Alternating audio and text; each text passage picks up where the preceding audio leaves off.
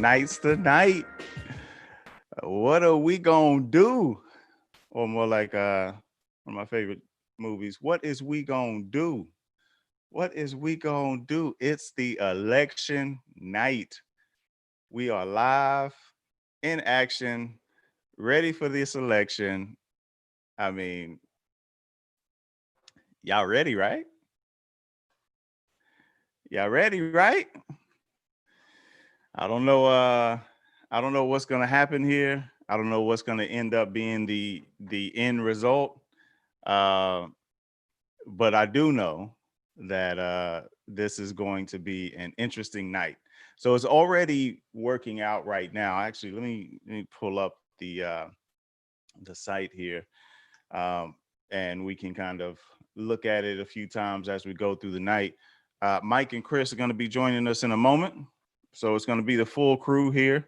If you see me looking around, I got screens on top of screens, pulling things up. So I'm trying to trying to get through this as much as possible, um, to just keep up with all the data that's moving. But first, I wanted to address, because I'm getting pinged a lot. I'm getting a lot of people, just curious about, what's going on, or they're getting excited about something that's happening. They're seeing, some results come in, and they think that, oh my God, that means such and such is doing well. Trump or Biden. But there's a few keys to paying attention to these, to the news right now, because the news is going to say, key, breaking news or alert or something.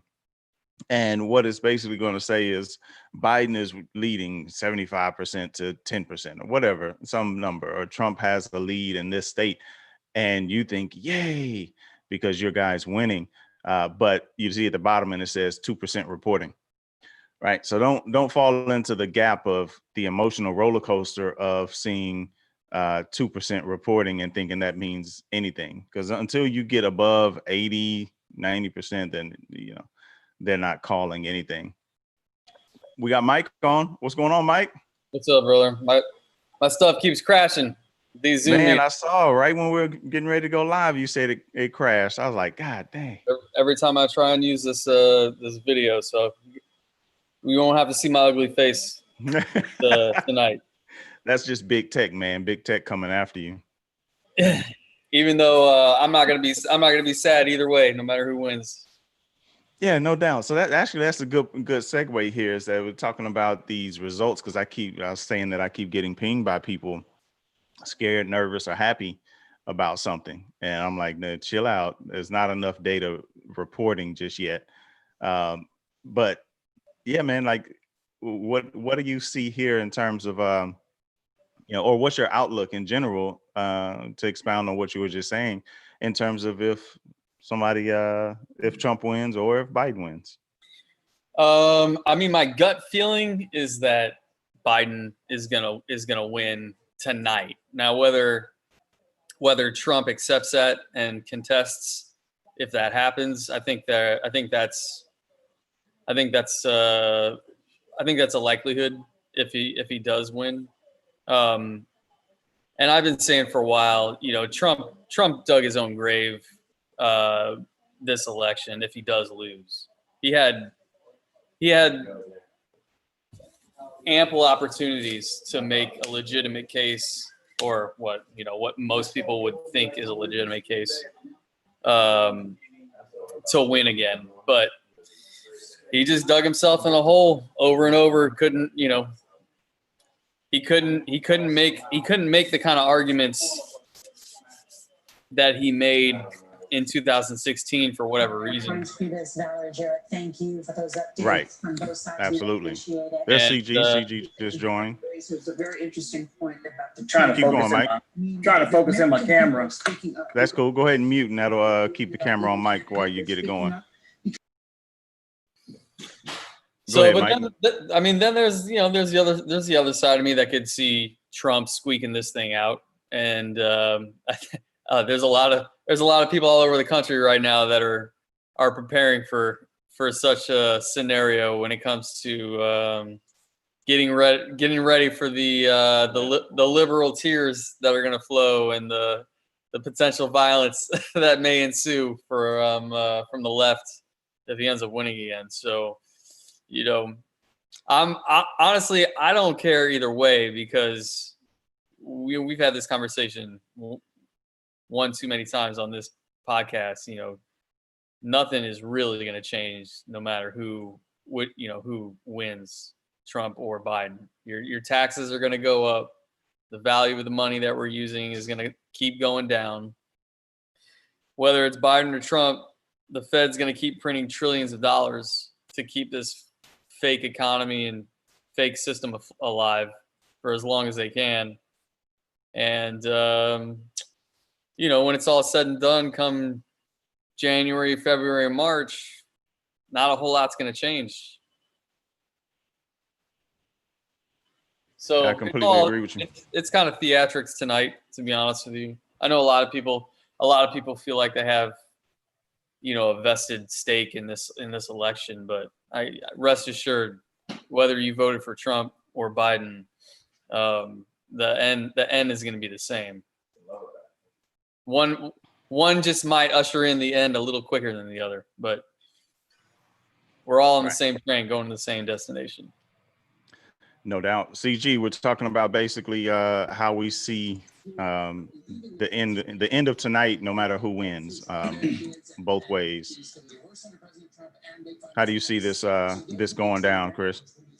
Yeah, I mean, I'm going to hold to my notion that I think it's pathetic that these are the two candidates in the most diverse history of the United States. It's absolutely pathetic. I'm not sold on either one of these folks, to be honest with you. I think it's an embarrassment. Yeah, so we've talked a lot about basically the ideas that Mike was saying, that the one thing to keep in mind, and I posted about this earlier on Facebook or yesterday, one of the two, that basically no matter who the president is, they're not making laws, right? And I think we've gotten away from it as a country. We've gotten away from placing the proper blame on the right folks, right? We'll look at a presidential election or a president's term, and we'll say they did nothing, right? But we don't pay attention to Congress on the opposite party and blocking them, which has happened for multiple presidents in our lives. We don't look at dumb decisions by Congress on budget and all these other things. Like, we've seen the Congress fail, but for some reason we just keep pushing it up to the president. And I think we've given the president way too much credibility and way too much blame in certain instances. So now people think the presidential election is where all the power falls, and that's going to be the end all be all of it. But, Biden can't come in day one, January 20th, 21st, whatever date it is, and just say, hey, boom, more taxes.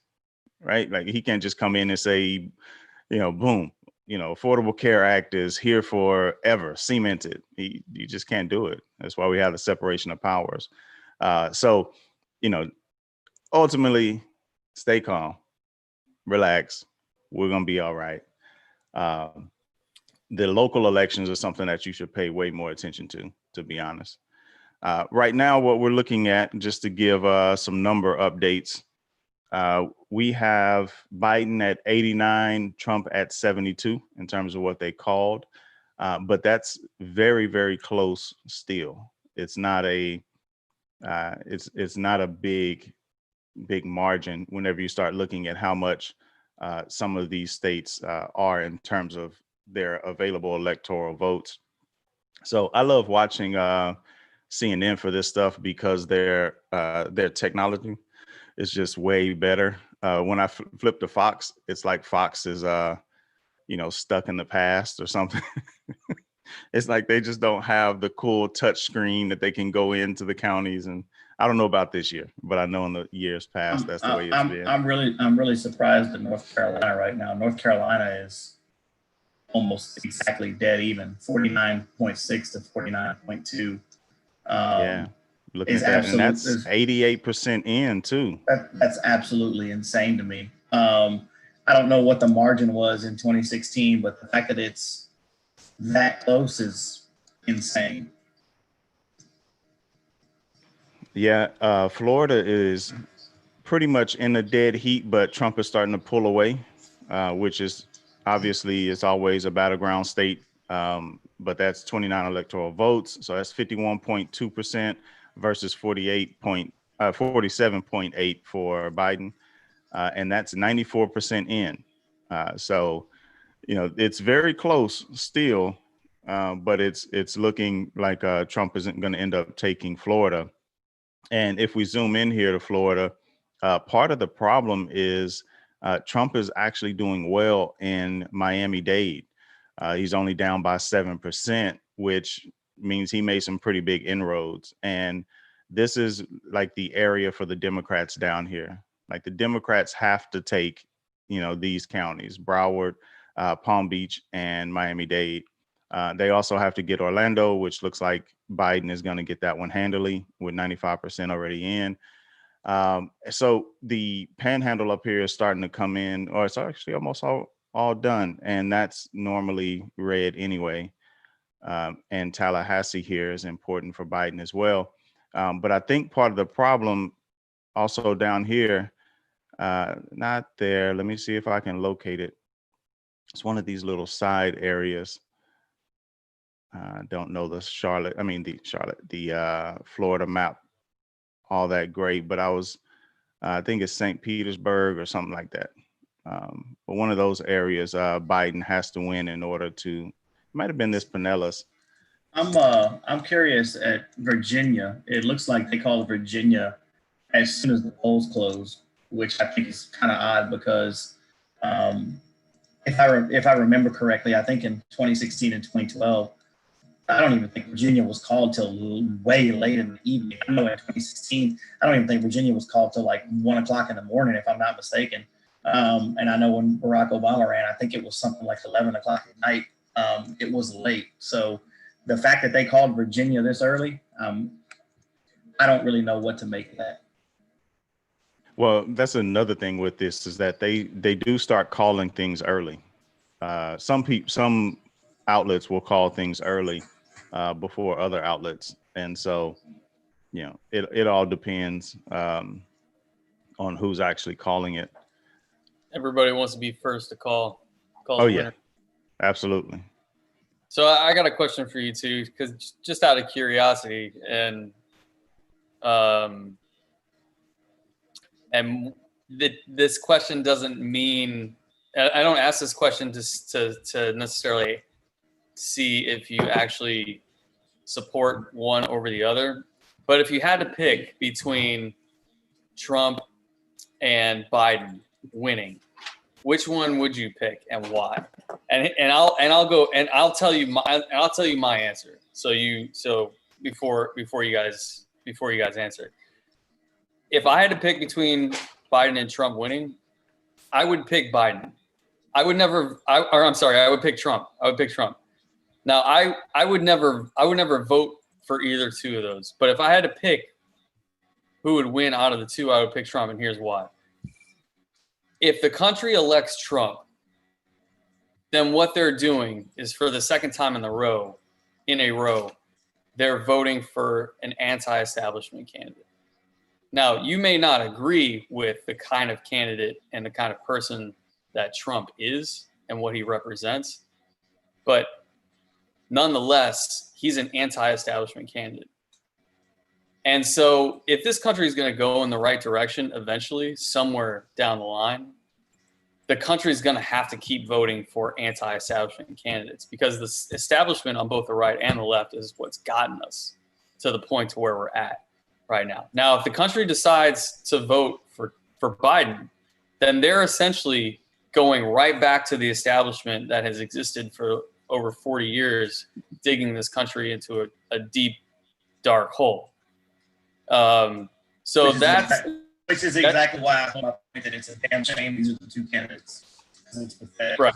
I agree with you, Chris. I agree with you. But if I had to pick, I would pick Trump, and that's the only reason why I would pick Trump, is because it at least shows me that people are still fed up enough with establishment politics and establishing candidates like Biden that they're at least willing to choose 4 years of another 4 years of what's going to end up being, if Trump gets elected, more just ridiculous, who knows what stories and scandals and, policies. And yeah, I mean, it's just nothing's going to change for the better. I can guarantee that if Trump gets elected, but at the very least, it will show that the country's still tired of the establishment enough to vote him in for a second term. That's my reason. I don't know if you guys have reasons as to why you would vote for, or not vote, but if you had a preference as to which one would win, which one it would be. Well, there's two lines of thinking that I take here, and I posted them earlier, and it basically boils around. And so I was telling my wife that my vote now is largely about trying to bust narratives and trying to shift and change things. Not like that one pebble is going to make the big massive ship that is America, change directions. But I think the two lines here is that if Trump wins, it's going to force the Democrats to face their failures twice over, right? They're going to have, like, 2016 was such an embarrassment for them. Like, you could just see it was like complete egg on their face.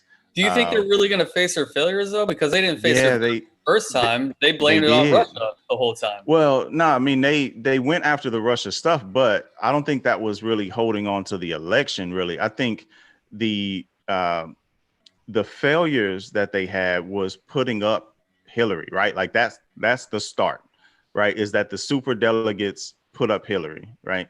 They had leadership who had all the issues with their emails. Remember, Debbie Wasserman Schultz and all that sort of stuff, Hillary's friend. And, they had all this stuff that was kind of like their established way of doing things. Well, this time around, they didn't push the super delegates like they did the last time, right? That's why people say Hillary stole the election from Bernie, and she didn't. Like, that was the system that the Democrats had. Nobody cared until Hillary got elected and were named the candidate. And then everybody was like, oh, she stole it. No, she didn't. That was the system. They got mad because the information came out that showed that the DNC was rigging it in Hillary's favor. All the emails that started coming out, all the information that started coming out, it kind of pulled back the curtain that showed that the DNC and the Democratic process, or the Democrats' process of choosing a candidate wasn't actually a fair process. So that's why. But that's what I'm saying. That had been their system. That the super delegates, that had been around for a while, but people didn't know. They didn't care. They just kind of accepted it. But once they could actually see what was going on, and they had to actually learn what super delegates even were, they were like, oh, snap, this is a mess, right? And so they really had to, and remember, they were broke, right? Like, after the election, it was almost like the DNC was going to be no more. Yeah, but right? I don't think the Democrats have learned any lessons about that loss. I mean, because I can guarantee you that if they lose again, they're not going to say that it was their fault for putting up somebody like Joe Biden, who is basically a walking corpse that barely came out during this whole election cycle and said anything about anything, right? And could barely formulate, 5 coherent sentences together. They're not going to blame. They're not going to. An hour and a half. They're not. What's that? He had 2 debates where he spoke for an hour and a half. He could formulate. Yeah, but you could tell in that hour and a half that he was struggling to put those ideas and thoughts together. I mean, there were plenty of times where you could tell where he was struggling. So yeah, he definitely had his moments. Yeah. Yeah, he had his moments. I don't know what kind of drugs they put him on before the debate, but they worked. So, I mean, all I'm saying is that, you can rest assured that if Biden loses, there's not going to be some, there's not going to be some epiphany where they look in the mirror and they start asking themselves, like, how did we let this happen again? Right. Because it's pretty obvious. It would be pretty obvious to see why it happened if they lost. Well, I mean, I think they do. Like, even if it's not apparent that they actually saw, their failure and faced it. I think actually made changes from it. I think it's apparent that they absolutely really had to face what happened in 2016, because that was their own goal, right? Like that, they just completely scored on themselves in that case. But to your question, Trump winning would be such a slap in their face that I think it causes a breakup of this two-party system, because I think the Democrats will split. I think they're going to split eventually anyway, with the Democratic Socialists, or whatever they're going to call their party, and the Democrats. I think that's going to happen. They've kind of alluded to that, AOC and that crew. They've Lindsey Graham alluded to that won. once. What's that? Yeah, but where do those Lindsey Graham just won. Did he really? Wow. Well, Oh, all that begging for money on Fox News must have pushed him over the edge. It worked. Oh, Lindsey, this dude. I bet John, if the Democratic Party does break up and the progressives go their own way, I bet the Democrats join the Republican Party. There's a good number of them that practically are, but it's, I don't know how fast that happens, but I do think them losing would expedite that, because I think there's certain factions in the Democratic Party. Like I have friends who are like far left, and they don't like the Democrats, right? Like, so I have far left, I have far right, and some center right, center left. So I got a full spectrum of these friends, and like almost no one likes the Democrats except like the center left. And they're only going with Democrat because it's not Trump, right? Like, or not Republican, I should say, in general. So I think there's going to be some split. And for that reason, I would find that as a positive of Trump winning. But I think Trump is absolutely the worst president I've ever seen in my life. And I think he'll be a complete disaster on a second term, where he does not have to worry about reelection. See, all this stuff about platinum plan and all these things, all this stuff is for reelection. You take away his fear of not getting reelected. I mean, he's already talking about firing his entire cabinet, or the majority of them. He's talking about firing Fauci. Like, the dude, he will absolutely earn another impeachment. Like, there's no doubt about it. Well, he wouldn't? I mean, you don't think that him firing his whole cabinet is necessarily a bad thing, do you? No, I'm saying, like, he's basically going to wipe it out and put in only people who are going to agree with him. Basically, that's all it's going to be. Well, people that agree with him. And I think that's dangerous. I think you should have people who disagree with you around. You shouldn't just have a bunch of flunkies. I don't necessarily know it. I was talking to somebody the other day. It was like yesterday. We were talking about, Ice Cube, that whole, I don't know if you guys had paid attention to this Ice Cube controversy, where, the Trump campaign had reached out to him, trying to work with him with some things that Ice Cube's doing. And then, Ice Cube was interviewed, and who was it? Who interviewed him? It was he's been on all the shows lately. Yeah, I don't remember who was interviewed, but it was left wing news, and they were basically making it seem like, he's a Trump supporter, and now he's working with the Trump campaign, and he turned down the Biden campaign, and Ice Cube was basically like, look, I don't care who the president is. If they have the power to make change, I'll work with them. And he said that the Trump campaign reached out to me, and simply because they reached out to him, he was willing to work with them. And I was sitting there thinking to myself,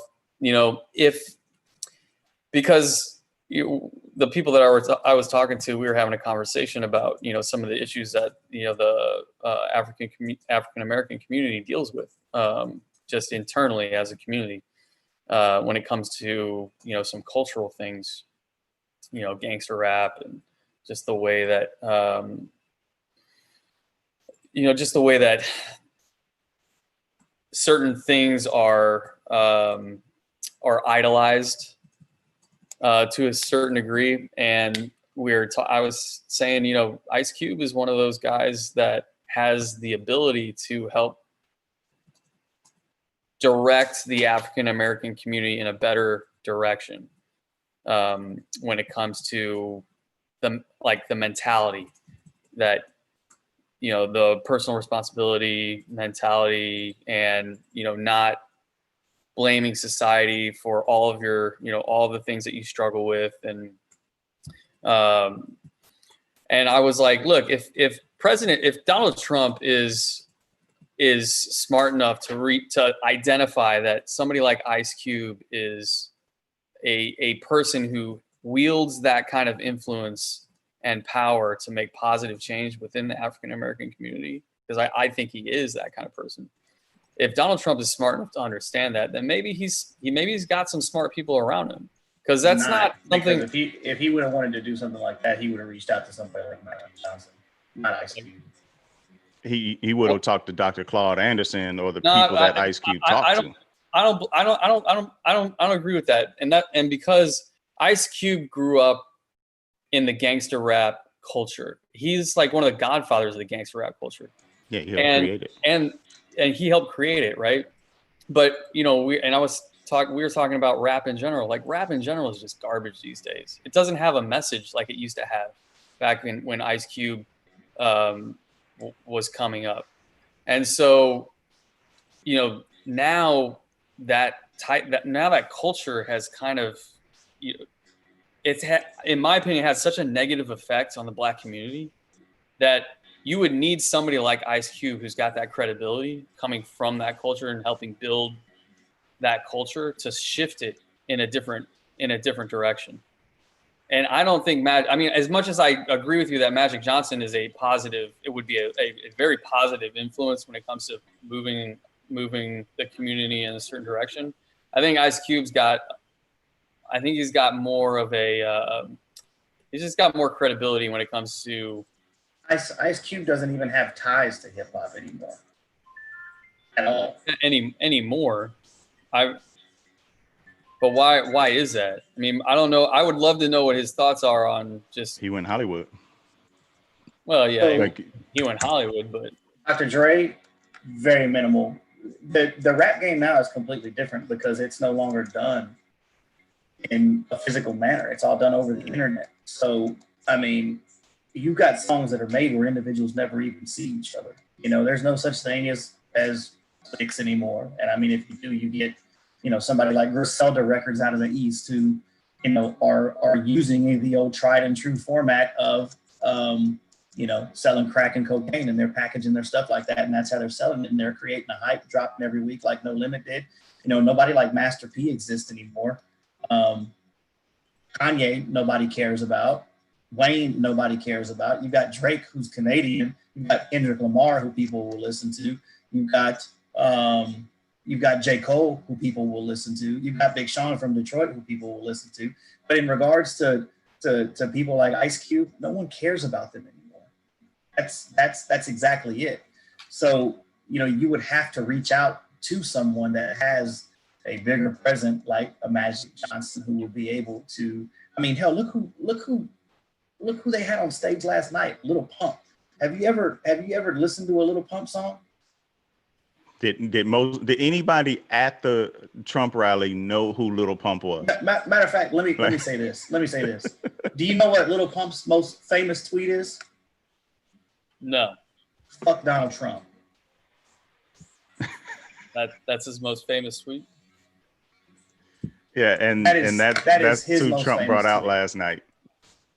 I mean, is that something? I mean, is that something that somebody would brag about? I don't know. I mean, well, I mean, he's a drug addict first and foremost, and that's the other thing is where it was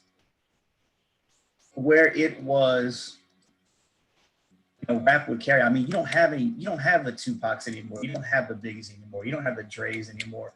You don't have the Master P's anymore, the Suge Knights anymore, the DJ Screws anymore. You have none of that anymore. And I still buy records, which is why I know a lot of this, because I still listen to it, it's an extremely fractionated culture right now. And I'm not talking about the music. I'm not necessarily talking about the music itself, right? I'm talking about the message that the community is trying to bring to the community at large, right? Like what is the overall message, or that people within the Black community are trying to give to the overall community, and when it comes to the community moving forward and succeeding on a personal basis and on a like what. There used to be almost an overarching message back when. Absolutely. Hey, Mike, real quick, Russia Today just called Arizona for Biden with 73% of the votes in. Why would they do that? I have no idea. I know Nebraska just went for Trump. It looks what was the percentage? It's 53.7 to 45% right now. In Arizona? Yeah, Biden. Yeah, with 73% of the vote in, and they'll probably pick up a Senate seat there too. Shoot. So all those states right there are the four corners: Arizona, Utah, Colorado, New Mexico, because it's like a perfect square right there. And he won, right? I didn't think he could win without Arizona. Biden might pull out all four. Yeah, that's crazy. The way it may look. Trump is leading Utah, but Biden has been called for Colorado, New Mexico, and with 53% at 75% of the votes counted, there could be Arizona for Biden. It's been leading a little bit blue lately. It has. Anyway, would that be the first time that's happened in a while? I don't know. Yeah, it's been. I think the last time Arizona was blue may have been like the 80s or something. But I know it was red the entire time I was there. So for at least the last 20 years, and I believe all of the 90s, it was. But going back to that, yeah, I mean, hip hop doesn't really have, like I said, I mean, you've got someone like a Kendrick Lamar, who, if you were to take a historical comparison, someone like Kendrick Lamar, who grew up with Compton, would be probably the closest you would have to someone like Ice Cube, who grew up in Oakland. But it's a completely different game nowadays. And I think what's happened is so many of those artists now versus back then is those artists back then were searching for major label record deals because they were getting millions of dollars from it. Now it's not the case anymore. Now with things like SoundCloud, YouTube, and all that, streams make up such a diverse or a large, proportion of catalogs and a large incentive for them to make money that they don't join together anymore. So it's very fractionated. I mean, man, Kendrick Lamar made probably the album that I would consider a masterpiece in Butterfly. It was absolutely incredible. And on the front of it, if you go and you look at the record cover, you can kind of get an idea as to what you're getting into. And it's an extremely Black experience, right? Like, it's a confrontational album, and it's all of them sitting in front of the White House with a judge who is in a full robe garb that looks like he's been hit over the head a few times, who kind of resembles Ronald Reagan.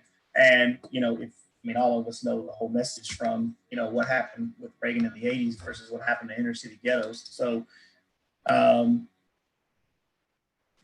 that would be the closest thing that I think that you would get.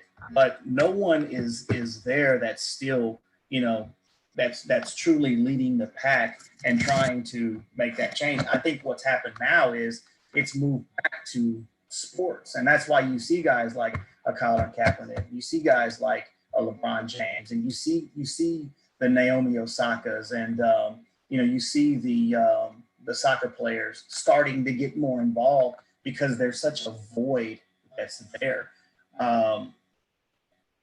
And they all have really started to kind of tilt, really heavily liberal. I mean, you get some stars, don't get me wrong, that, obviously have campaigned and have been there, Brett Favre for Donald Trump and stuff like that. But you bring up a great point, Mike, that I don't know.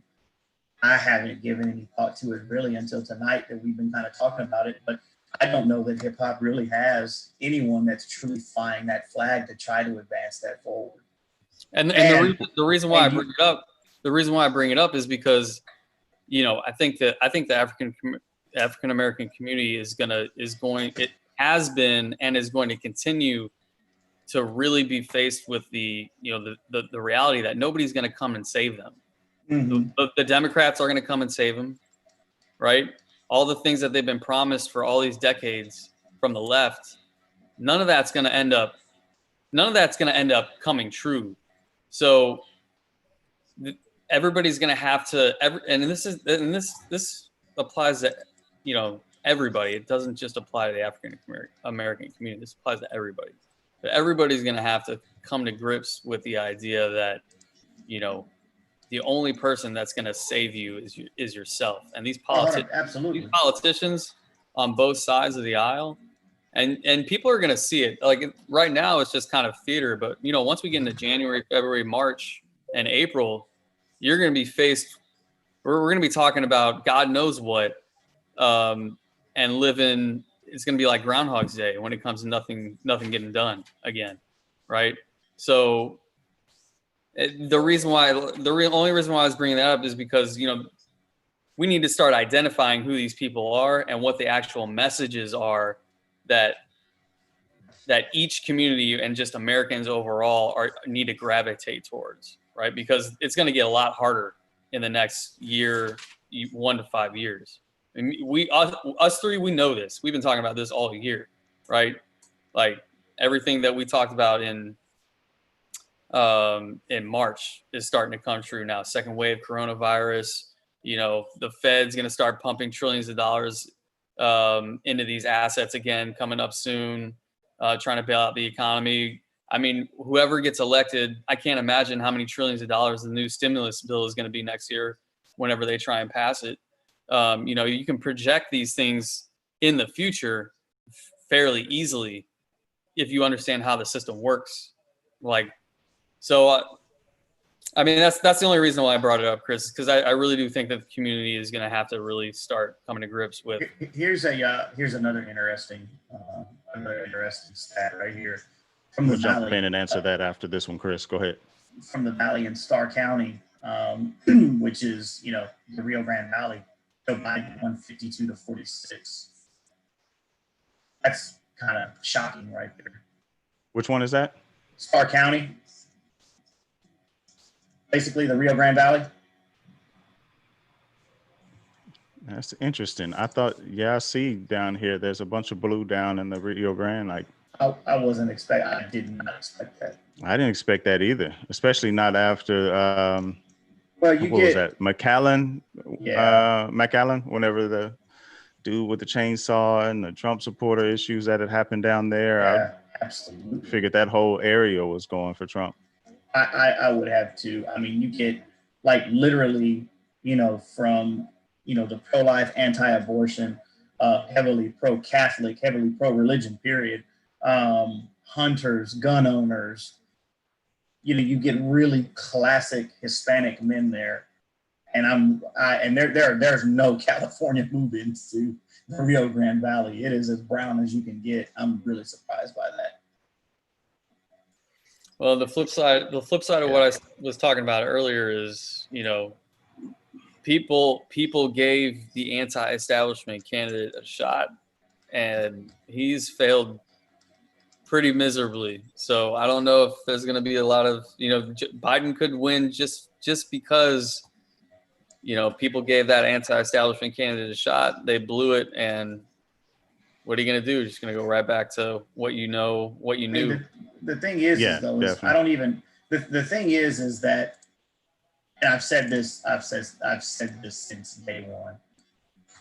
If Trump didn't have Twitter and he knew how to just sit his ass down and shut up, he probably would have. The election would have been over at 9:00 tonight.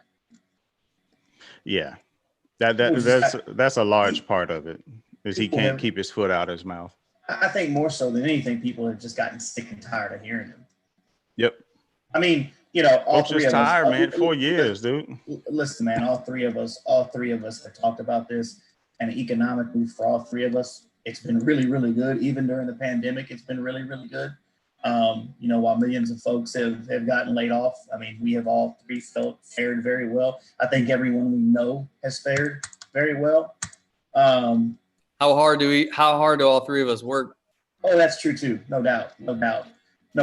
But again, if Trump just sat down and shut up, I probably wouldn't even give his ass a second thought. He would just be there. But he's politicized every single portion of people's lives. I think that's what folks have really gotten just tired of. Well, the problem is it has to be about him. It's the narcissism with him. It's not that he's bored and needs something to do. Like he's just a narcissist is what it boils down to. And that's why the pandemic response team, everybody, they all just like slather this dude, praise on this dude. Like he has to have it all about him. And the problem with that is when it all goes down the tube, you got to own that. And then he doesn't. So then he's a hypocrite because he's like, hey, I did this amazing thing. Oh, now it's your fault that it failed. Oh no, it's coming back. It's my win. It's like, nah, man.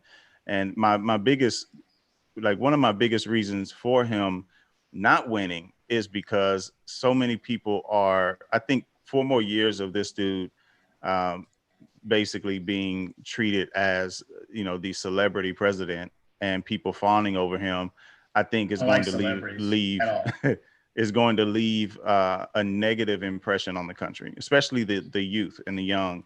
It's going to, we need a boring president. Like just on the rip, we need a boring president that is not going to be out here showing people the wrong way to live, through we need through a president. We need a president that knows how to effectively communicate.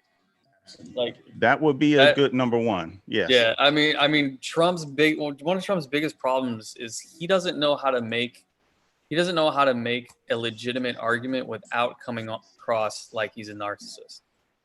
Like I've seen many times in an interview where he makes a legitimate argument against the stuff that is getting thrown at him. And then he can't stop there. He has to keep going, and he completely ruins the point that he had originally made. That you may 30 seconds ago or a minute ago, you may have thought like that's fair, right? But then he doesn't know how to shut up, and he just keeps going and completely sounds like a narcissist when it comes to him just grinding into the same issue, which means two things, right? So it means that he doesn't have anything substantive to actually talk about. He's got to hold on to this stuff that's very obvious. Yeah, he has the 4 or 5 things that he has to go through, and that's his checklist. Like economy, this, that, and like he's going to run down that list. And he's doing that because he's avoiding having to talk about anything important in any kind of depth, right? And that's what he's really trying to accomplish when he does that. I think the flip side of that, I mean, like, shit, man. Obviously, you were a Marine. Hey, real quick, they called Illinois for Biden and Utah for Trump, and pretty much all of the center of America, North Dakota down to Oklahoma, is all red, all Trump, with Missouri, Arkansas, and Louisiana. But what I'm getting at is, I think all of us have a level of accountability that, we own it either way. And if it goes the way we want it to go, none of us seek any credit from it. We just walk away from it. And he doesn't do that. But, the other part of this too is, and I think it's a twofold deal, is I mean, even if Biden Harris, happened to pull this off, which it looks like they're getting in an even better position to do so, especially winning, Colorado, Arizona, New Mexico, and Nevada. It looks like they're positioning themselves to do it, but and it looks like North Carolina too. But Mike, I don't think there's no political reckoning happening tonight. Even if they do pull this thing off, nothing has so drastically changed that, when he and Kamala Harris go up there to take their place in office, I mean, the way I look at this is, with all of the things that have happened over the past, not even 4 years, the past 12 months, this thing should have been a blown out. It should have been a blowout and a major blowout. You kind of have to wonder, if they don't take control of the Senate back, how well whatever message they had even carries or even holds up. Because I just think that they should have landslided this thing. And right now, it's still extremely close. Let me ask you this. Let's play some hypotheticals, because there's hold the hypotheticals. Okay. Let's do a quick update, and then I want to go back before we get too far from the last topic. Speaking of the Senate, the Democrats have gained and lost one, which meant the Republicans also have gained and lost one. Right now we're sitting at 40-40. So that's coming in. Biden is now sitting at, come on with the update. It was 118 to 105. So Biden 118, Trump 105. And we still have the big blocks of electorals coming in with 38 in Texas, 55 in California, which it looks like Trump is going to pull out Texas. He's up by 4 right now with 83% reporting. Trump is also up in Florida right now. That's 29 electoral votes. 51-47 with 94% reporting. So that's more than likely going straight to Trump. Trump's also likely going to pick up Georgia, unless something swings really far left. But he's up by 12 right now, a little under 12 with 60% reporting. Yeah. Oh no, 12%. Oh, 12%. Okay. Yeah. A little under, about 360,000 votes he's up by. And one of the big ones for Biden to win was Pennsylvania, and Biden's down by 13, but it's only 38% reporting. So it looks like Trump may take all of those. Pennsylvania may be coming in for him. Ohio's at 82% reporting. Trump is up 52-45. Michigan, Trump is also up 54-43, but that's only 38% reporting. And Wisconsin, which was another big one, is much closer. It's 1.7% away, with Trump leading, but only 40% reporting. So Trump is definitely leading in a lot of places that Biden really needed to come through. None of them have been called except for Colorado and New Hampshire in terms of battleground states. But it definitely is not. It is not going to be a runaway landslide at this point. I think we may be coming down to, as predicted, potentially a 270-269 sort of night.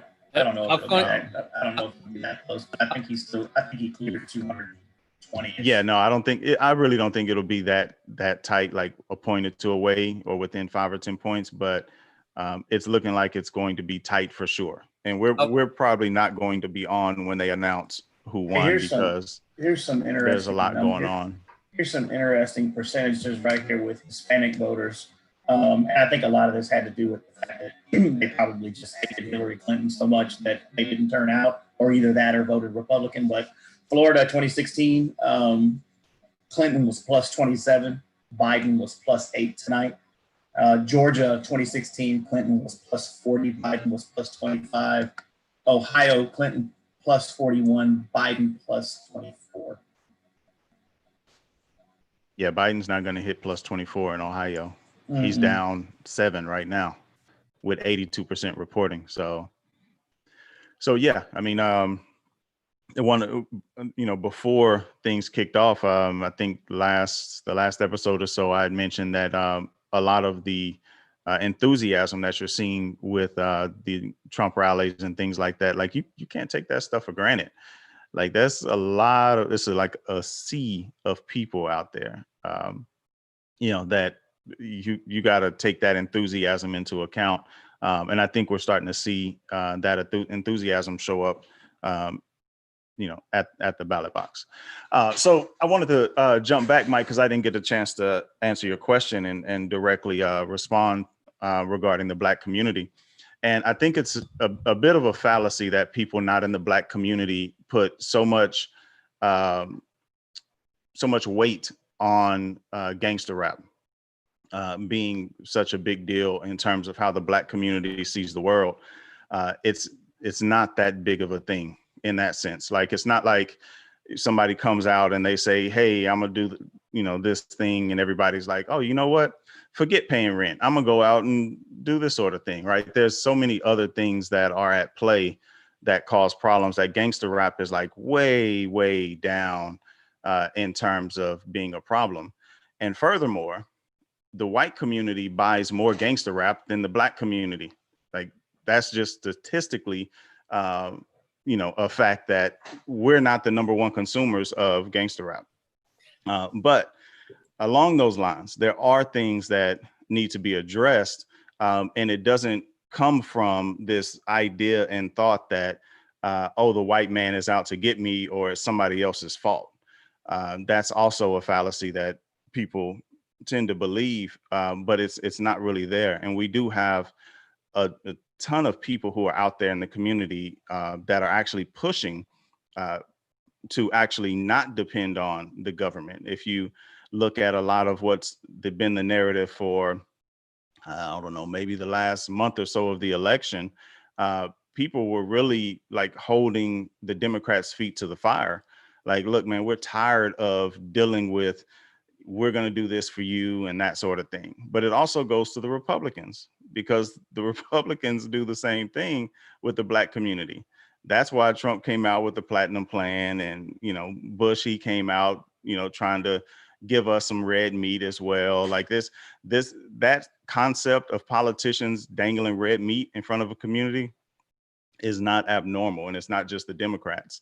We had an episode, might have been last year, where we talked about it, and the conversation was basically that what are you going to do if or when the Black vote becomes less powerful, right? Like, let's say there's a flood of foreigners that come in from Mexico, from anywhere else that aren't Black, and the Black vote becomes less important. What are you going to do? Because they're going to stop pandering to you, and that's real, right? And I've been seeing the Black community, I've been paying attention to them specifically in the last month or two of this election, just trying to see where they are. And it's coming. In terms of rejecting the pandering, it's coming. There's definitely some systemic issues that are going on inside and outside of the Black community. But a lot of the problems that people want to address, they really don't want to face them head on. And I think that's such a big problem, in that they want to say, hey, bring yourself along, without realizing how they actually got there. And I think that's part of the problem, is nobody wants to have a real honest discussion about why these things are like this in order to address them. But there are people like Killer Mike out there, who Killer Mike is a staunch advocate for making sure that the Black community is raising to new heights. There's a great podcast and movement behind the guys behind Earn Your Leisure, who's doing things. You got Wall Street the Trapper, who's out, MG the mortgage guy. Like, there's this huge community of Black entrepreneurs who are teaching wealth growth, or being able to, how to obtain wealth, how to manage wealth, how to work the systems, stocks. That's exactly what that was that was essentially why we were having the conversation in the first place. The people I was having the conversation with is all of those things that you're describing are the kinds of things that need to be like forefront when it comes to the overall message that the Black community is pushing to themselves on a daily basis. Like that, those people are the ones that need to be the people that the community looks at instead of celebrities or I mean, I'm not gonna say athletes because athletes I think are a little different, but or politicians. Yeah, but that's what I'm saying. They are like these. It is a slow move, and this is what's always been said. And people outside tend to say that the Black community always tells each other, "You're not going to be able to get ahead because of the white man," right? And it's taken in the sense of, well, we hear that and we're like, well, forget it. I'm just going to go out and do crime. That's not really it. That's not the approach. And surely, mind you, I'm not talking about the fringes because I know Okay, because those, but those fringes. I think we both agree that the fringes like to play that game. Yeah, absolutely. 100%. Right? The fringes play that. Real quick update, and I'll come right back to that. They're calling, obviously, California, Oregon, and Washington State for Biden. He's 192 to 108 right now. And Utah, I think I already said. Wyoming is the new one. Wyoming went for Trump. Wyoming and Utah. Oregon went for yeah, Oregon went for Biden. Yeah, But no, so Mike, I completely agree. Like there's a shift. Like I'm seeing it from people who don't pay attention to these things. Like people, younger people who are digging into stocks, right? Like gangster rap has no bearing on the lives of the Black community at this point, right? It was just at one just an point, example. It was just an no, example. I got you. I got you. Yeah, at one point it was, definitely detrimental in the case of people. It brought about a consciousness, right, where it was like, I'm not alone. This is happening across the country, and it started an awakening. So it had its purpose, right? There was definitely some violence that came from it, so no glorification there, right? But at this point, like there is such a massive movement that is happening that's why you have people like Ice Cube, which I didn't think anything that Ice Cube did here was wrong. Not a thing, right? The Trump campaign reached out to him. It wasn't Trump. He said he never met with Trump. And they ended up deciding, hey, let's work on this plan. Now, people are going after Cube, but Cube worked with economists, right? He worked with Dr. Claude Anderson, who I got his book somewhere around here. But Claude Anderson, who's like a long time OG in the game, you can catch some of his interviews on the Breakfast Club, who's talked about how to get the Black community, a foot in the game and how to actually cement them in the game. And from a political standpoint, because he's worked in White Houses and stuff like that. And so like he worked with legitimate people to build what he called the contract with Black America. Cool. May not agree with all the points, but it at least is getting a point going. And this was what, I said about the whole thing was the Trump team reached out to Q, the Biden team reached out to Q, and the Biden team said, we'll get with you after the election. The Trump team said, let's talk. And then from that came the Platinum Plan. Now, that plan, there's a whole bunch of issues with it. It has a bunch of references to minority, not Black. It's like minority this, minority that, which is cool. Like it doesn't have to be like all Black in that sense. But I don't think that plan is a huge deal. But I saw a bunch of people who were like, yeah, like that's the kind of stuff we need to see. And I don't care who it is, like Cube said. And Killer Michael's one of them, who, by the way, is opening up a Black bank, for Blacks and Latinx, as it says on their site.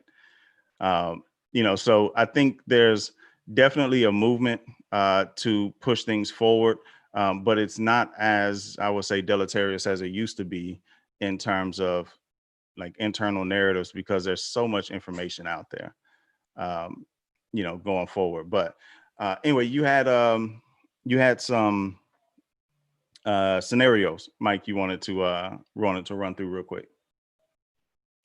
Oh yeah, I was just I was going to ask you guys what you think some scenarios would be if let's say Biden and Harris win and the Senate flips to Democrat controlled.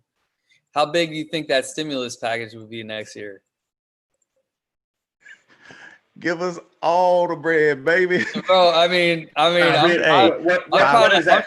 like putting numbers on this thing because I really think that What do you say, Mike? 10? I say 5. I think it goes 5. Yeah, easily. minimum 5. Yeah, minimum Yeah. 5. Yeah, minimum 5. I would say I don't know. I don't think they would go 10, Chris, because 10's like a psychological number. You know what I mean? I could see I could see like 7, 5 to 7 for sure. But they were going for what? And then I would ask you, what's that? They were going for 3. Is that so? Republicans wanted 1.8. 1.2, I think. Trump Republicans wanted 1.2. Yeah. Okay, and the Democrats wanted 3, was it? Or 2 something? No, it was 3. Yeah. So I think they were probably at 3 trying to negotiate. Well, I know they were trying to negotiate, but I mean, like, that was probably their middle to low number on the totem pole. So I think we could see 5. Easy. Now, what do you think it would be? So let's say Trump wins and the Republicans keep their Senate control. What do you think Trump would come out with as far as the number stimulus package goes? Because Trump's going to come out with one next year if he wins, guaranteed. Stimulus package is coming. Does he really want to do it? Yeah, he has to, bro. I mean, I was listening. Who was I listening to? I was listening to Joe Rogan's live show earlier, and since March, from March until now, people just got one $1,200 check. I mean, they have given out some additional money, but like, what's that come out to about $3 a day? Everybody's been bailed out to the tunes of trillions of dollars, and people have been left like high and dry when it comes to how much money they could have given people. So I guarantee you Trump would come out with a stimulus package next year. I would just be curious to see what you guys think, how big that thing would be. Well, to be honest with you, I think if it's all stays the way it is and Republicans still own it and Trump is pushing a number, I wouldn't be surprised if Trump went for the 3. Specifically because I think the only reason we didn't have one before the election is because of tonight. I agree with you. The Republicans did not want the Democrats to look good on that. And I think Nancy, I think she looked horrible in some interviews. You know what? Did you see the interview with Wolf that she did? Wolf Blitzer? Oh, no. Man, she looked horrible. Like, she's going after Wolf. Like, it was horrible. Horrible. Was that the one that he was asking her some tough questions? And then they weren't that far. Yeah, they were legit questions, right, bro. Yeah, exactly. And he kept pressing her too, from what I remember. And she was just like, "Well, I would expect you to do that." I was like, "What?" But that's the curtain getting pulled back, right? Like, what she's basically insinuating is that they used to have an understanding, right? There was an understanding within the media and somebody like her, when they came on, that she wouldn't get asked those kinds of questions, right? There was this unspoken rule almost that she kind of alluded to when that agreement was essentially over. She said the quiet part out loud. Yeah. Right. Yeah. And, so, and John, go ahead. To your point. Yeah, go ahead, Mike. I was gonna say, back to your point, when it comes to Trump, that three number, I think it would be smart for him to come out with something like that, because what would the Democrats say? Was not enough? Well, they offered 3 this year. Oh yeah. So he would be able to say, well, I'm offering the amount that you guys wanted in the first place. Yeah, and here's the thing, that Trump's ability to market the things that he does, the Democrats can't touch, right? they could say we want 3.2. They did all this fighting, right? And then Trump could come out and say, you know what, we're going to do 3.5. And here's why. I feel like we need to do this. And everybody on that side is going to take it as Trump did this. Not Trump worked with the Democrats. Trump did it. And the Democrats' voice will just be completely muffled, right? And I think he would absolutely come out and just completely own the narrative on that. And I think, yeah, I think it's probably as soon as they come back in January, there'll be a stimulus check, like without a doubt.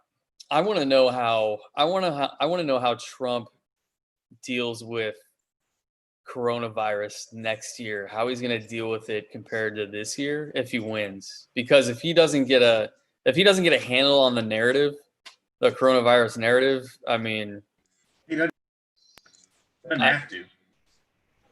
Well, I guess Well, once he gets reelected, here's the thing: once you get reelected in your second term, nothing really matters anymore because you don't have to worry about getting reelected. Right. I mean, there's no pressure like there is on your first term, right? Yep. That's why you see, and if you look at Obama's numbers, he deported way more in the first 4 years. The next 4 kind of trickled down a little bit.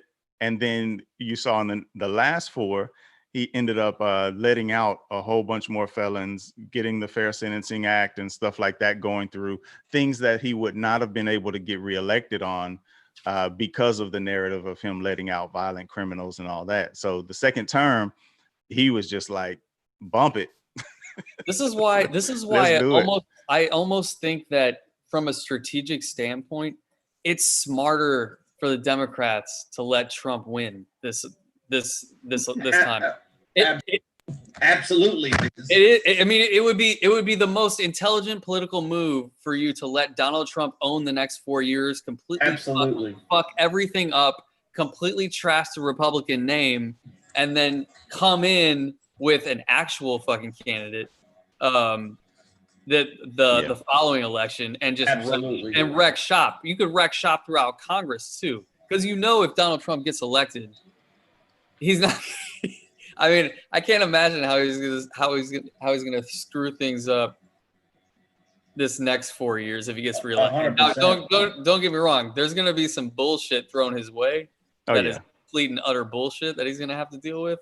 But outside of that, I just can't imagine what kind of nonsense. So here's the thing that I do agree with you on that front, but here's some things that I think are inevitable regardless of who's running.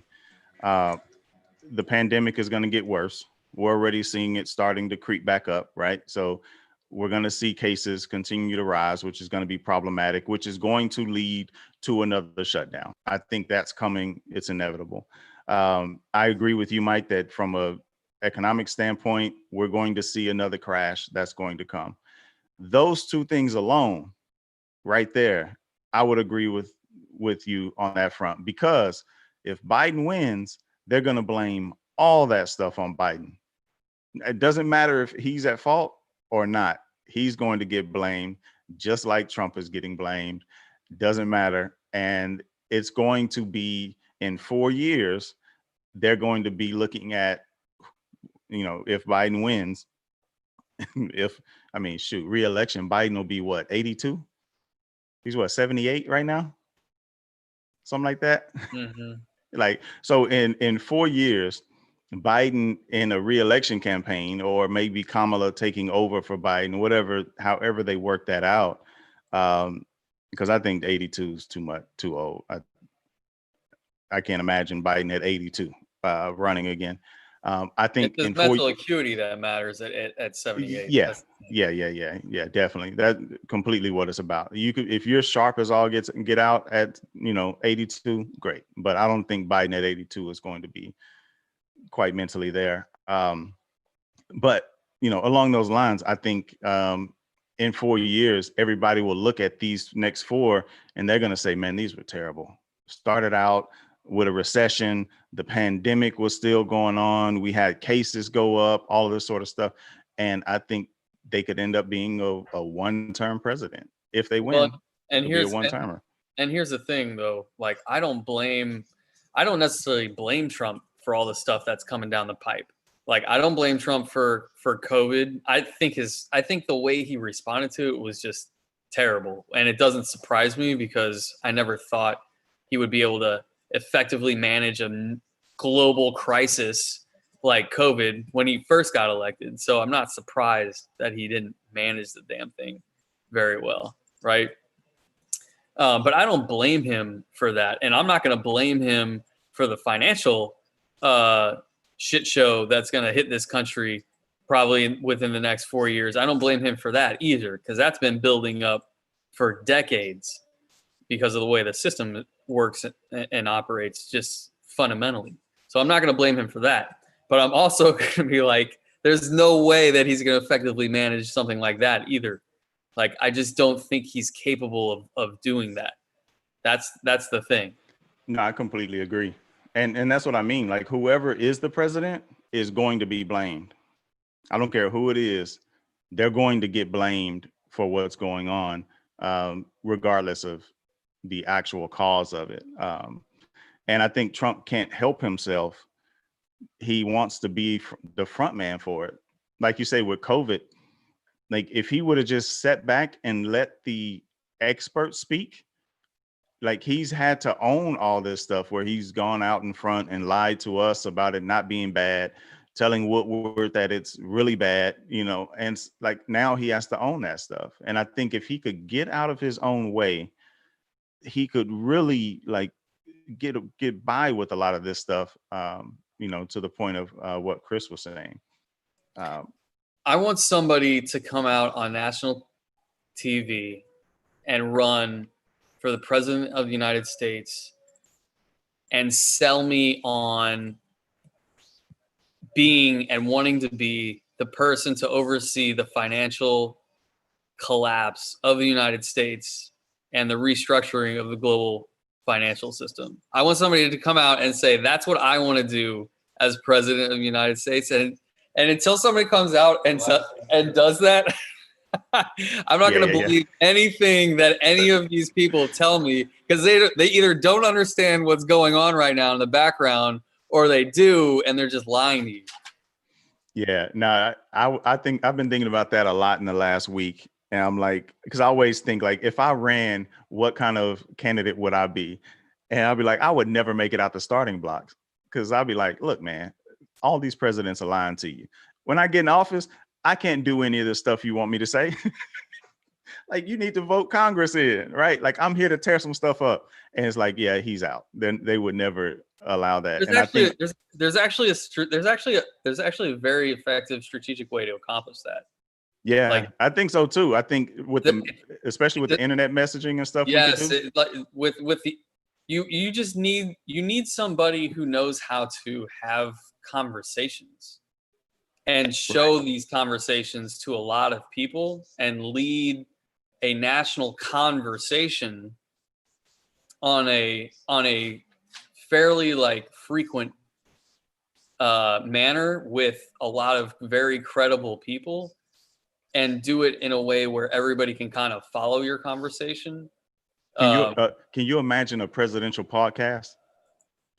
100%. I thought the next great president will have his own. Thank you. Will have his own podcast. Exactly. It'll be the tool that the president uses to influence people to go and vote for the person that's their congressman or their state representative, because you'll be leading the conversation in such a way that whoever's following you in freaking Texas or North Carolina or Illinois will understand the importance of the people that they're electing in their own home state to get what you as the president are leading them towards. Like, you know what I mean? With the information that you're giving them. That will be the next great president of the United States. Like, that's, dude, I was thinking about that a while back. I was like, do you create that podcast, call it Fireside, just to lean off the old past Fireside chats? No, you can't. But somebody's already got a Fireside Chats YouTube channel. Oh, do they? Yeah, it's okay. All right, well, a better name than that then. What's his name? Call it the Oval. The white Jewish guy. I can't remember. Conservative. I can't remember his name. Oh, God. No, older guy. Oh no, I thought you were talking about the Ben. I can't remember his name. I don't know why. Yeah, I But think that would be dope though. Like yeah, 100%. completely dope. And I think that's like with the whole idea of, the news is out and doing this and that, like people wouldn't worry about going to the news, but you would have to do it in a way where it wasn't like, it would have to be on some like PFA type stuff, right? Like you need to get the other side in there, right? Like the president and, Nancy Pelosi, right? Like get in and actually have a legit real conversation, and they'd have to shut that stuff down when it comes to like talking points. Like, look, man, we're not doing talking points. Like, explain your position. But I think that would be like amazing to have. But the president, whoever's doing it, has to be completely competent. Like, I'm not talking about like the age stuff. I just mean they have to be able to, like, Obama, I think, could have done it, right? Because of his just intellectual ability to talk across these topics, right? I don't think Biden really could do it. Trump definitely couldn't, not on a weekly basis. It will be a rally. There's probably a few others, maybe Pete Buttigieg. He probably could do it. No way. I mean, I'm the talking one about just in who, terms of like mental ability to talk across multiple topics. It's not in terms of, just multiple topics in general. yeah, like being able to have a conversation about, foreign policy and domestic issues and those sort of things. Not necessarily that their ideas would be the best. I'm just saying in terms of carrying that stuff out. Well, here's how I see that. Here's how I see that being, effectively ran is the president wouldn't be so much of a person to. The president would be the person to facilitate the conversation with good people that give you good information, right? Like that's what it would be, like a facilitator in chief or an educator, like the next great educator. Gotcha. Right? They're giving you access to information that the left and right establishments just haven't given you access to about these issues for so long, right? The next great president will give you access to those people and those conversations and that information so that you can make your own informed, intelligent decision about how to run your own life, wherever it is that you live. Right. Like the president doesn't have, like you were saying before, the president doesn't really have any power. Like there are very few powers that the president is supposed to have. But the one power that they do have is of influence. Yep. And so using the internet and having, like you said, like a presidential podcast you would be using your power to influence people in a very effective way, given the kind of technology we have these days. Absolutely. Now, I completely agree. I think that would be dope. Like completely dope, just to be able to like really break down those walls. Because right now it's just each side running to the media trying to get a narrative out, and it just boils down to that.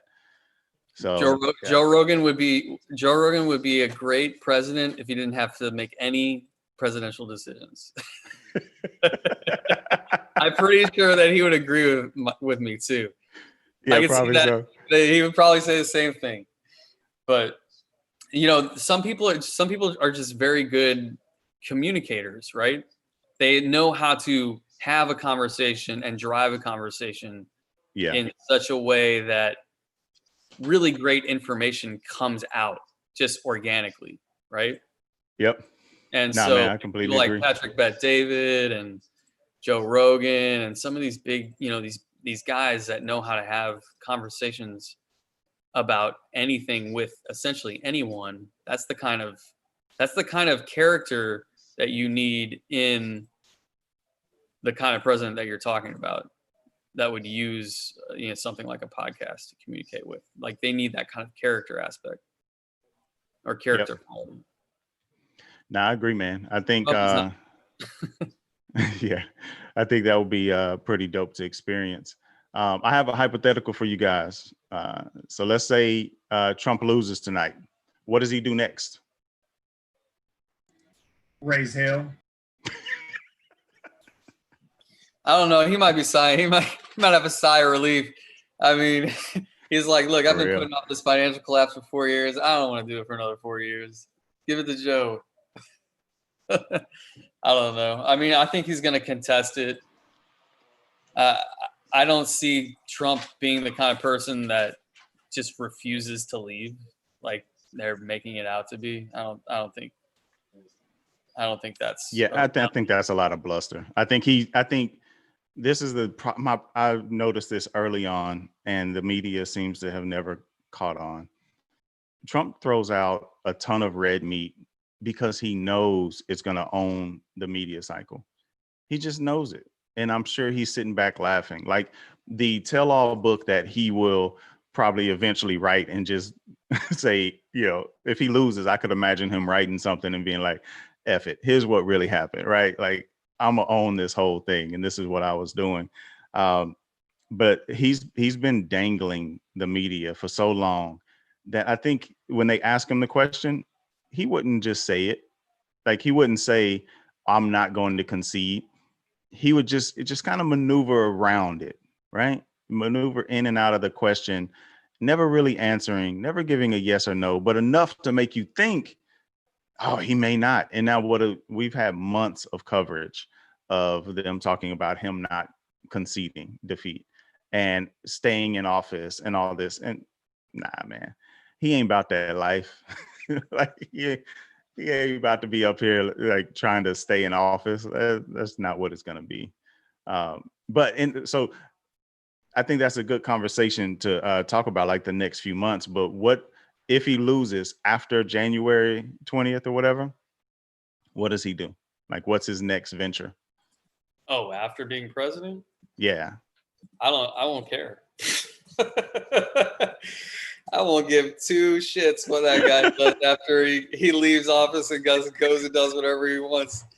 It's a hypothetical, Mike. It's a hypothetical. Hypothetically, I could say that I probably won't care.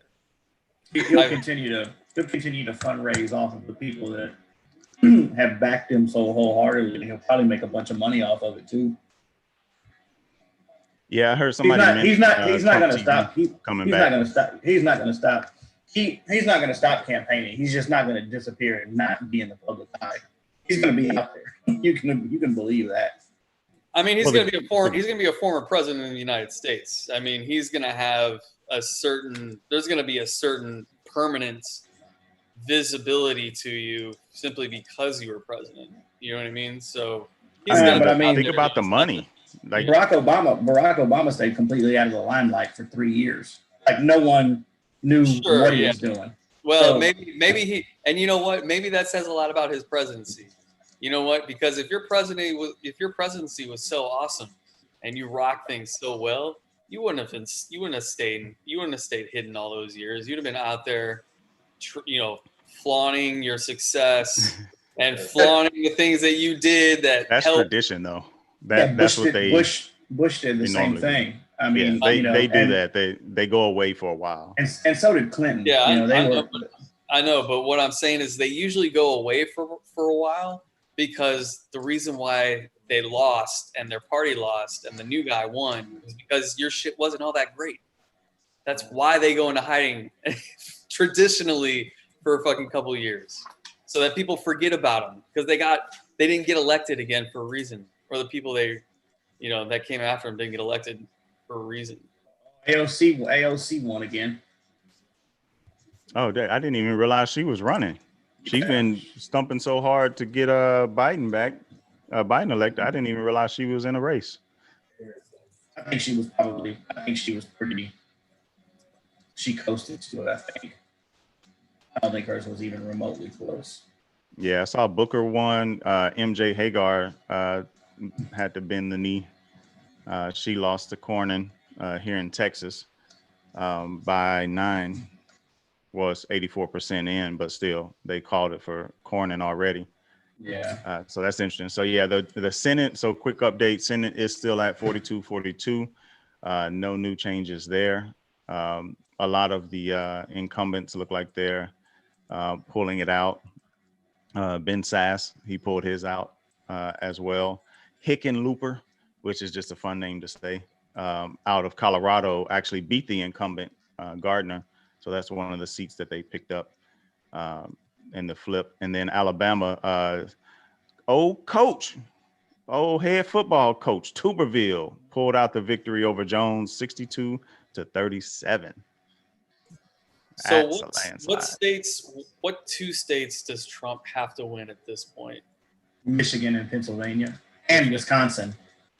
And Wisconsin. Yeah, Yeah. all up there. And it's look, I mean, so the numbers right now, Pennsylvania 56-42 Trump. That's 46% reporting. Michigan is 54-43 Trump, and that's 44%. And Wisconsin is 51-47 Trump, 54% reporting. So, I mean, unless something swings here, there's, CNN is probably going into the counties and digging in. But I know in some election night coverage, they said basically Milwaukee County needed to go Biden. And then also Racine and Kenosha needed to go Biden. Well, Milwaukee County is definitely going, well, right now it's 34% reporting. It's 59-38 Biden. But Racine is 53-45 Trump. And that's 64% reporting. Kenosha is 63-34 Trump, which, as we know, Kenosha was where all of this stuff happened with the riots and the young man shooting the people. I forget his name, but I kind of figured Kenosha was going Trump without a doubt because of how bad things got there for, man, that had to been what, a few weeks, a month in Kenosha. All So these riots have yeah, so fled I figured that together was from going a to, hurricane. yeah, that was going to have an effect for sure. In Iowa right now, Trump is only up by 0.7 with 66% reporting. So interesting, an interesting night for sure. Trump is still up in Georgia, 44-54 or 54-44, 67% reporting. And looks like the lead tightened a little bit in Florida. He's only up a little less than 4, 51-47. What do you think? How bad do you think the rioting would get if Trump won again?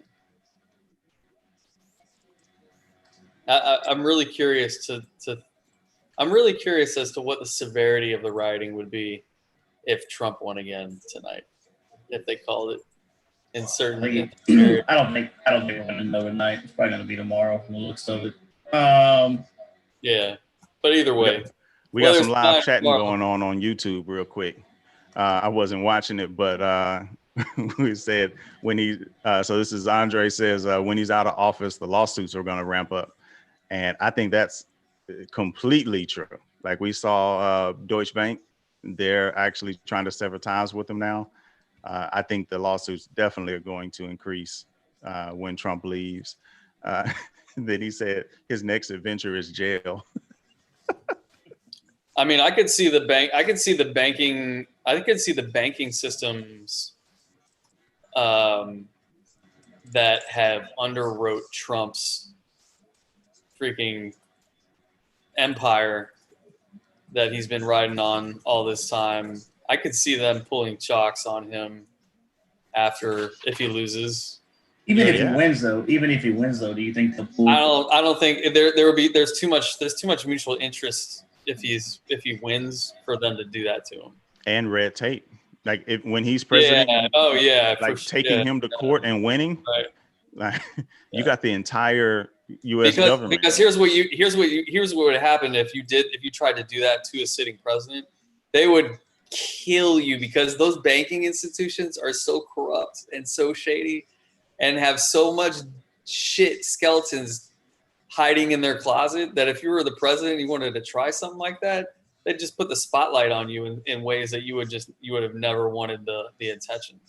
But when you're not president and when he's gone, I mean, I don't, it's not far-fetched to believe, like you said, John, lawsuits are coming and they sever ties and, Yeah. I mean, look at the Southern District of New York. They already been coming after him and he's president.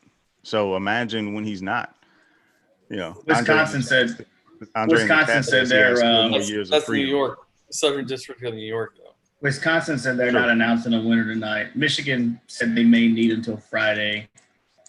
Pennsylvania isn't coming out tonight either. Yeah, and there's going to be a bunch of conspiracy theories about that. But have you seen some of the videos of the mail that's backed up?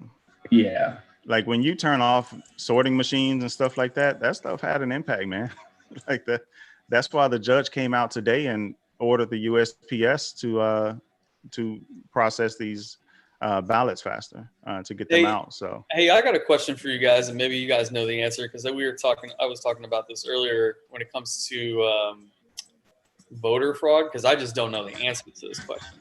But when it comes to these mail-in ballots, right?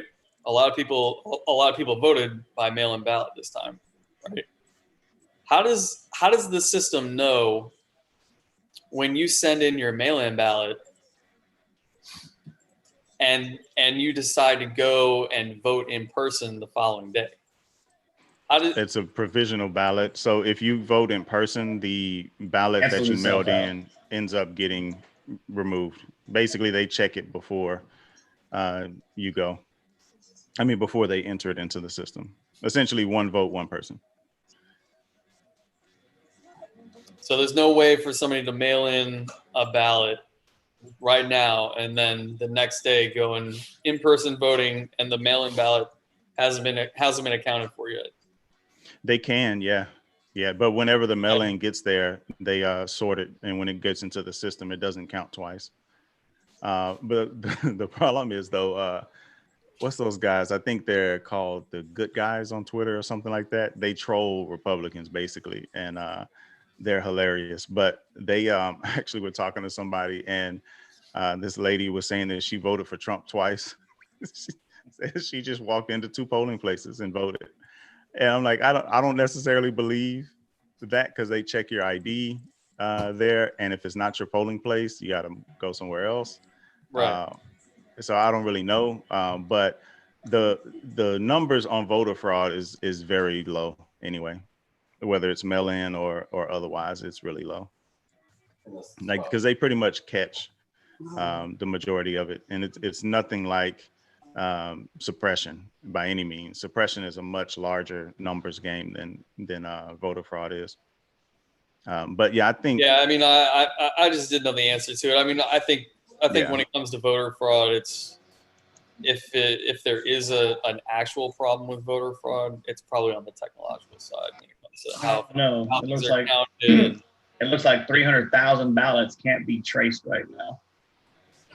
Yeah, it's going to be a mess with the mail-in right now. But Mike, you're right. And I was actually about to bring it up. Andre brought it up in the chat, but there's actually some open source technology out there that has a complete voting system built on the blockchain. And that's what Andre was just bringing up in the chat. And yeah, I think blockchain voting has a bunch of benefits. Because I mean, we all know how the blockchain works. Yeah, you can't alter. There's nothing you can do about it. Right. You got your address. Yeah, you got your address, and once you put your address in, yep, it's forever encoded on the chain. Yep. And so I've seen a lot, not to go down the rabbit hole, but I've seen a lot of solutions that could be resolved with blockchain. I've heard people talking about things like, the owner of record for like houses and, deeds, cars, all these sort of things. Like you can't steal a deed, from a blockchain unless you actually have the specific keys and sort of thing, which is not as bad now as it used to be back in the day where they were stealing deeds and stuff. But, of course that stuff can still happen. But I wonder what kind of Bitcoin OGs are working on projects like that.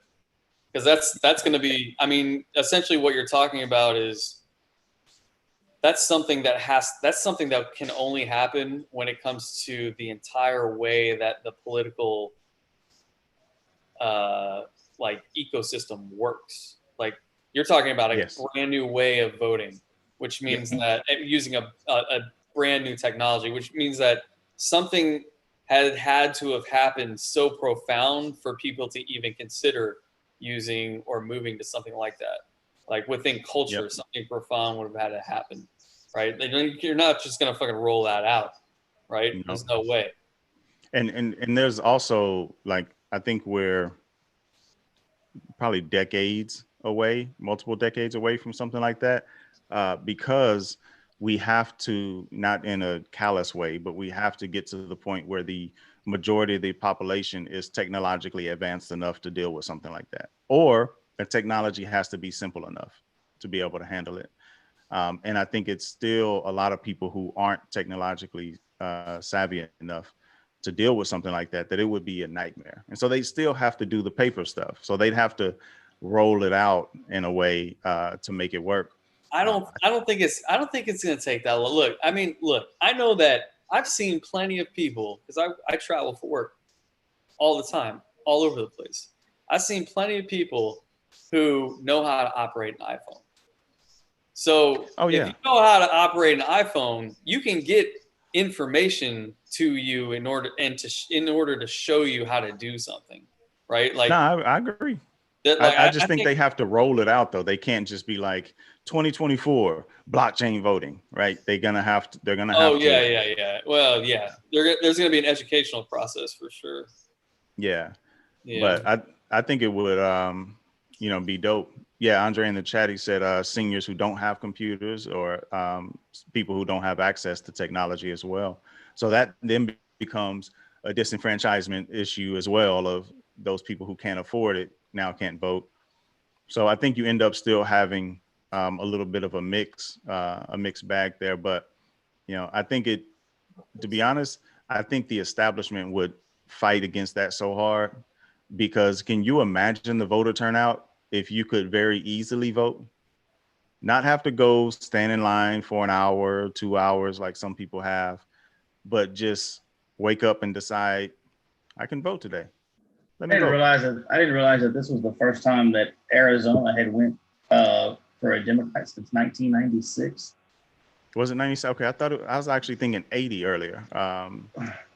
But yeah, it's looking like Biden's actually going to pull out Arizona. He's actually up. I just had the numbers Yeah, up here. Fox News already called it for him. Oh, did they? Yeah, Yeah. CNN still hadn't called it for him yet, but he's up 53-45 with 76% in. I'll tell you who I'm happy about seeing in Arizona is Mark Kelly. He's running for Senate Yeah. against Martha McSally. Mhm. And so this is bad for McSally. So McSally actually, she lost the election, and then whoever was in office, I can't remember, they retired or something, or died, I can't recall. And she ended up getting the seat. So she's had the seat without winning an election. Now she's actually running again, and she's about to lose the election. So she served as a senator and never won an election, which is interesting. But she's definitely she's terrible in my opinion. But Mark Kelly used to be the astronaut. So Mark is the guy who has a twin brother. Mark went to space, spent a year in space, and his brother stayed here. When they came back, or whenever he came back, they actually measured like all of these. I'm not even going to try to talk about the biology of the things, but they measured all of these differences between them, like just general stuff like cell generation, all that sort of stuff, and tried to determine and see how space actually changed their body. And it was interesting because I saw him in a keynote at a tech conference, oddly enough. And he was at he was saying that basically it was like his body was preserved a little bit more.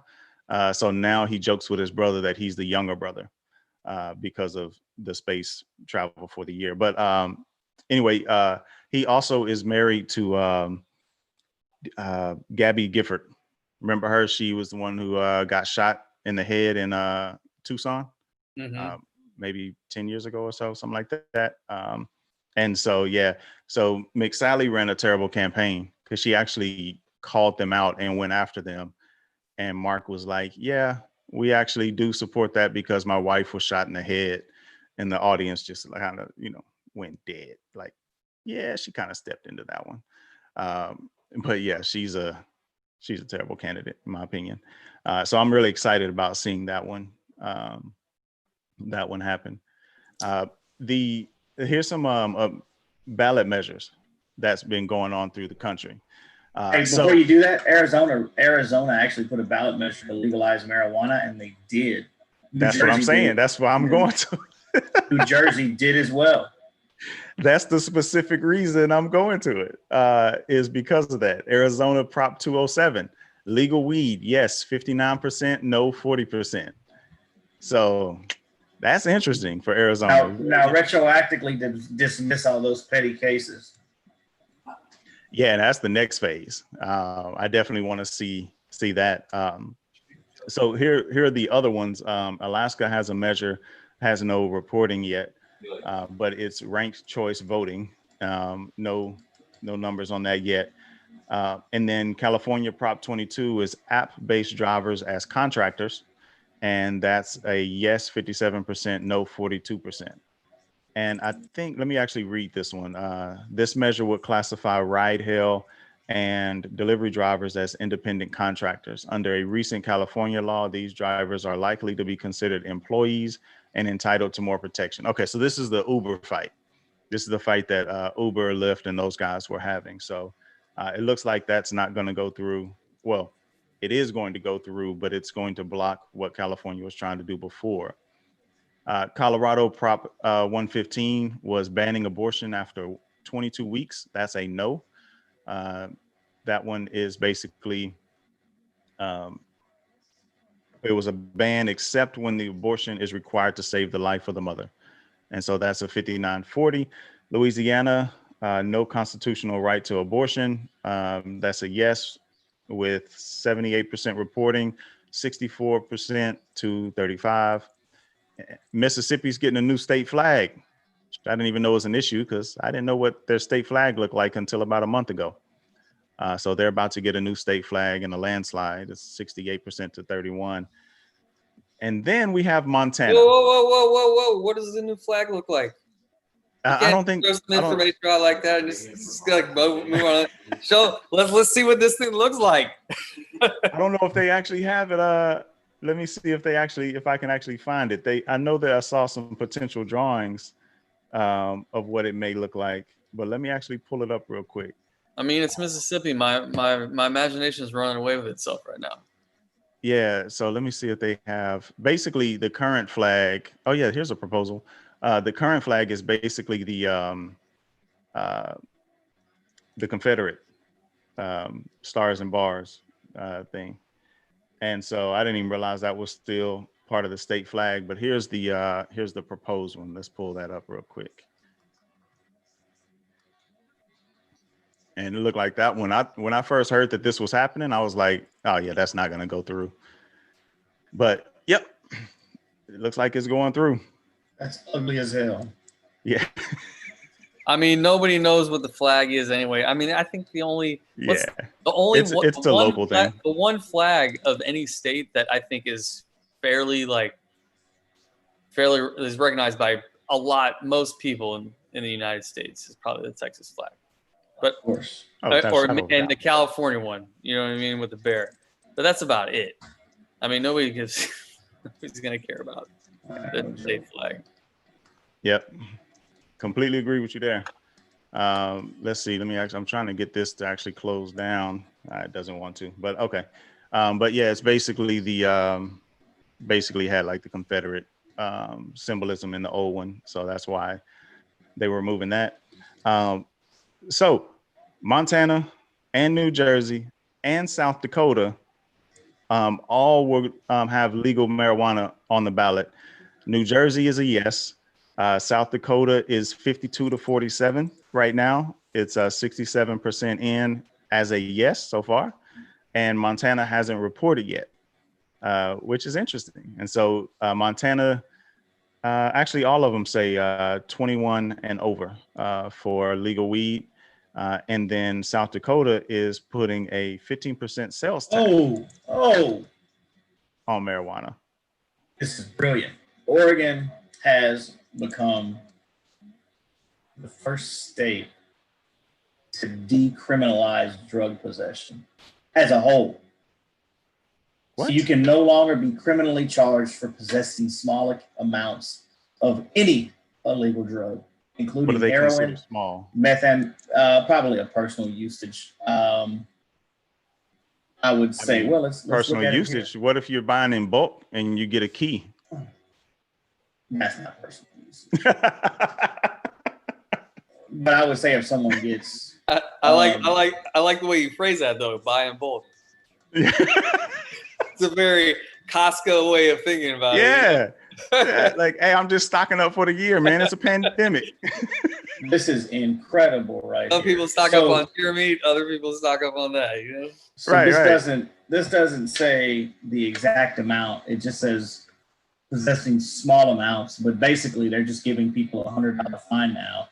And it redirects some taxes raised through the sale of legal marijuana to finance a new voluntary system of treatment for drug users.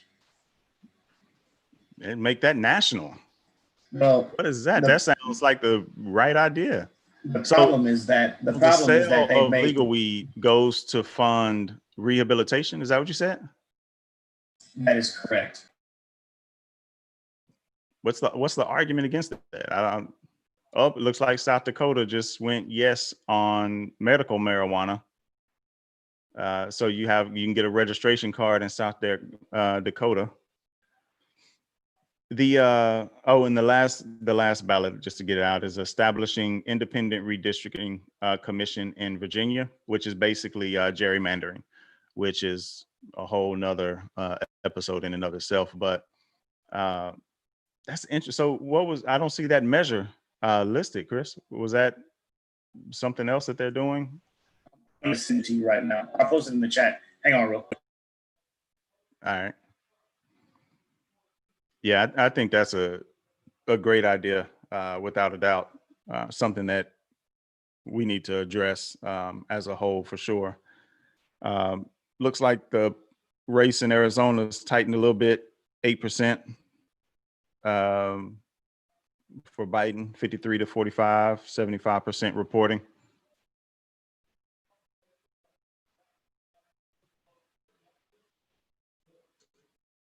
Yeah, let's see real quick. Let me actually share this article as well.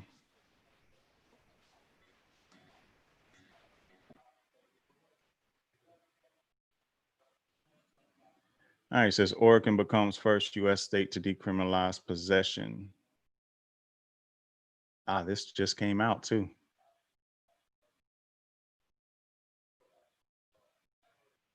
Measure 110. Okay, there it is.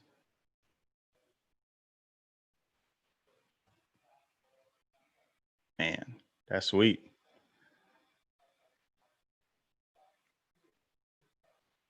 So drug policy action, a national drug program, led the campaign to pass the initiative group. They spent $4.5 million on the effort. Jesus. Organized been alert. Yeah, so they're just kind of going over history and stuff like that. Man, that's dope. Yeah, see, this is what the mark. I think it's incredible, to be honest with you. That's the part that everybody misses. The 50-year war, bro. Started with Nixon back in the 70s, and it's been ravaging communities since then, man. Like, this is way past due. So with the biggest being the 60s to the 80s. The 60s to the 80s. I think 76, you see the graph just spike. Absolutely. Complete hockey stick, almost 90 degrees. It's ridiculous. Absolutely. And a lot of people made a lot of money on that war. Oh, yes, they did, money, bro. Yes, they did. Bunch of money. There's if you ever want to sit back and listen to some good podcasts, if you ever find any of the things that Freeway Ricky Ross has done, and sit there and listen to some of the things that he's talked about, he was front and center in the Iran-Contra scandal from the drug aspect of it. And he was flooded with dope directly from the government. And, they ultimately went back and set him up. But, the business mind that he possesses is just absolutely incredible. And he's from right there in, I think it's either Oakland or Compton, if I'm not mistaken. But he's from right there in the hood, man. And he went to jail, became a I want to say a paralegal, but I don't think that's right. But I know he learned the full extent of the law and actually tried his own case and won. Yeah, they sold him up the river, dude. Yeah, they did. They But did him dirty. his podcasts are absolutely amazing, man. So he's got his own podcast, or the ones that he's been on? No, he's been on quite a few. Yeah, I would tell you the best ones are probably. I would go watch his Hot Boxing with Mike Tyson. Is really, really good. I would. He's got one with DJ Vlad, which is okay. He's got one with Wes Watson that's really good. But the one with Mike Tyson is absolutely phenomenal, man. Mike Tyson has a great podcast, actually. Yes, he does. He had Little Boosie. He had Little Boosie on there the other day, and he absolutely, man, he picked him apart. People look at Tyson, they think because of the lisp and all that sort of stuff and that he's not smart. Man, have you ever listened to that? As a matter of fact, did you see the Rogan episode where he started talking about all these past conquerors and stuff? Yeah. Like the dude was going down the history of like all these conquerors and the issues they had with their mom and what age they were and how big I'm like, the dude is smart, dude. It's just a different type of intelligence in different areas, man. But the dude is not, he's not a dumb dude. Hey, you want to see you want to watch one dude that will, if especially if you're a boxing fan like I am, man, it hit me super hard, dude.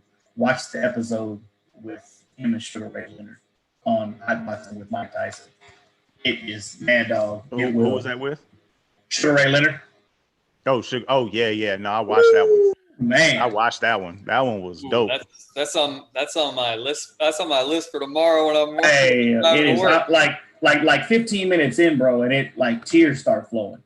Dude, it was dope. It was crazy. Like he just completely opened up about it. I was like, God, dog. I mean, you have to. I mean, you have to think. I mean, somebody like Mike Tyson, their brain has to move at such a fast rate in order for them to have the reaction time to box at that level. You know what I mean? Like their brain's processing information like super quick. So somebody like that is actually more prone to being intelligent and consuming information, like you were talking about, the stuff that he was talking about on the podcast. Like I think you become a student of history as you get older. You know what I mean? Oh, no doubt. Yeah. He actually started that stuff early. That's what kind of got him into it when he started getting into trouble and everything of learning all that historical stuff. But yeah, man, the dude is a fascinating guy. I saw him talking to TK Kirkland, and I was like, I'd hate to be in that position where Mike Tyson looking at you talking about, man, who the F are you? Like, who are you to talk to me? I was like, hey, hold on, Mike. Let's chill out, bro. You want to go smoke something? Don't even smoke. I'm like, let's go smoke some, Mike. Yep. That's the wrong way. Yeah, I am gonna say this, man. You know, like, and especially if you're an introspective person and you're comfortable with yourself, weed and mushrooms are probably the two greatest things that you can do. And I'm not advocating for that, but I will tell you that as someone who's done them, dude, they absolutely blow your mind wide open, man. I mean, they blow your mind wide open to possibilities. And psychedelics like mushrooms will truly make you think we're living in a damn simulation. I saw a meme the other day about some girl was dancing on a truck with another girl, and they were just like moving, but she was crying while she was dancing. And they were like, when the mushrooms hit and you start analyzing yourself or something. Yeah, dude. I thought about you as soon as they said it because we had just had that conversation. I was laying on the couch, man, and next Willis's polls close in 20 seconds, by the way. Willis's brother Josh had made me this CD, and I was laying there listening to it, and it was pitch black, dude. And when I looked up at the wall, like there was a wall in front of me, it was all white. And when I looked up at the wall and opened my eyes, dude, it looked like somebody opened up a curtain, like, you know, to like a show. And there were like pictures that were going in, like flashing in slow motion, and they were like certain memories of my life, but they were flashing as photos on the wall. That was crazy. Hey, do you guys ever watch the this podcast called Lex Clips? Lex Friedman's podcast. I have not Nah, made it I to know that name, but podcast. I hadn't listened to it. Yeah. Yeah, Lex Friedman. He's been on Joe Rogan's podcast a couple times, but he has his own Oh, podcast. And he's is got he liberal? Wait, no, I think I'm confusing him. Yeah, you're confusing him. He's more on the Oh, the yeah, AI not him. side. So he's like on the technological side. He's got a lot of great guests. So you should check out a couple of his podcasts that he did about psychedelics. You'd like him, Chris. Like he does a great job from the scientific background and has conversations with, like he had a great interview with that Navy pilot that was the eyewitness to that Tic Tac UFO video. Oh yeah, that got leaked. He did that. He did the interview with that guy, and it was awesome. Like, damn, really? Awesome. Yeah. I'd like to check that out, man. I'd like to check that out. But it is, and that's like, I see when they start talking about, things like ketamine and things like ecstasy. I really see how, they're looking at scientists. It's science, and they're looking at using it for things like things like curing depression or treating depression or, that I think that it's amazing, man. Damn, Joe Biden's about to win Hawaii. I don't think that was expected, was it? I don't know. Which way do they normally go? I want to say they went Republican in the last election. And he's pushing looking like Trump's gonna take Texas, gents. Yeah. Oh yeah, there's foregone conclusion there. I think I'm just curious as to what the margin is. I think it's 2 to 3% or something like that. I mean, I'm gonna be honest with you. I drive around everywhere, like in Texas, and I hardly ever saw a Biden sign. Hardly ever. Like on a percentage basis, like literally, like if I had to choose out of 10 signs that I see, like 8 of them for sure are Trump signs. Yeah, I don't think there's just a silent minority. That's it. There's no doubt about that. But what I'm getting at though is it's starting to get to the point to where it's too close to to comfort. And I mean, the thing that's always been the allure of Texas is, we've always had our own history, obviously, but we've also, ran so close to not only Mexican history, but we have our own identity. And, I think Texas is one of the states that's from a very young age, you're taught to believe that Texas is where all the badasses live, man. Yep. The Great Republic, baby. The Great Republic, and you grow up believing that stuff, man. I love it. I absolutely love it, man. Well, it looks like the current count is this great republic. Biden. Oh, go ahead, Mike. Say this great republic here in Austin is likely voting to increase property taxes by 25% to pay for some new like transit system. Yeah, that the people who actually own houses aren't even going to use, probably, right? So it's like they're raising property taxes. We're talking about raising property taxes to buy, to pay for something that they're not even going to use. It's like it's such a scam. Man, tell Miller Lite, if they're watching this, that they say they're Texas proud, they need to support the podcast. Hey, I'm with it. Let's get it. So Biden is up now 205 to 132. Basically, he picked up a state, but I didn't catch which one it was, or a few states. I'm still seeing 187 to 111. Now Trump's just jumped up. They actually just called a state for Trump. But I think it's a lot of that cluster up there by New York. Something up there flipped, and I didn't catch it. But yeah, I don't see. They still don't have the numbers showing for Hawaii yet.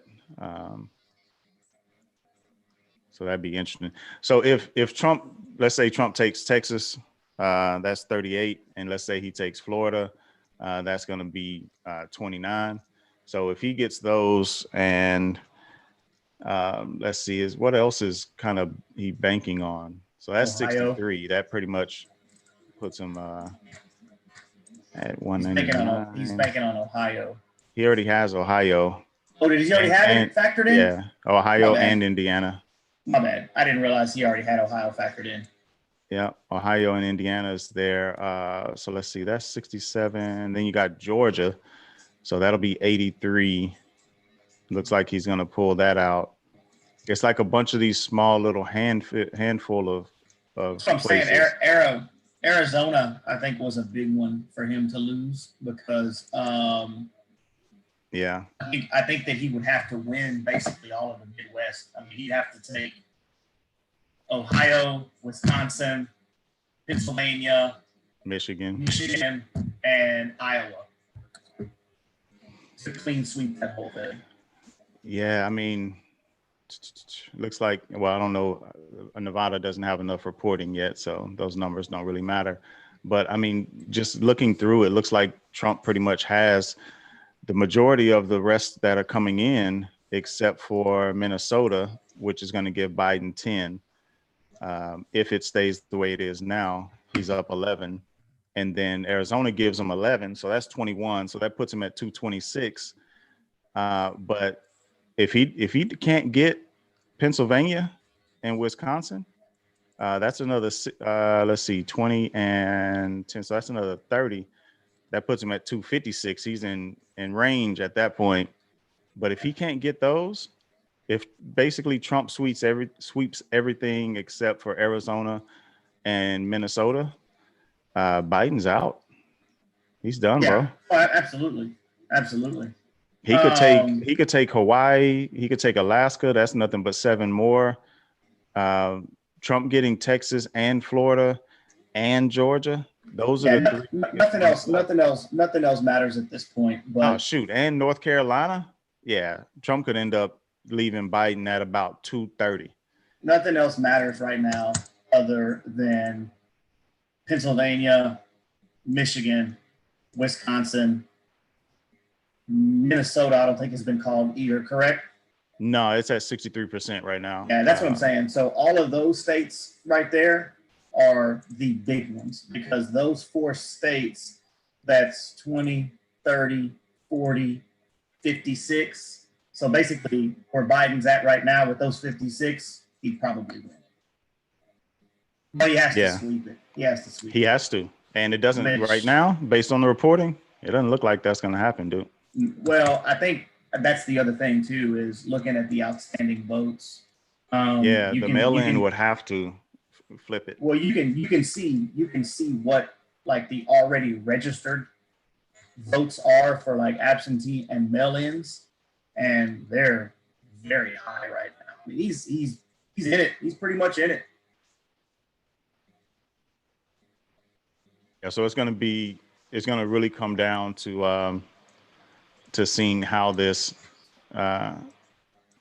runs within these last few states, because at this point, Trump has a very strong path forward to win this thing. I'm excited to see what's his name? What Dave Chappelle's monologue is.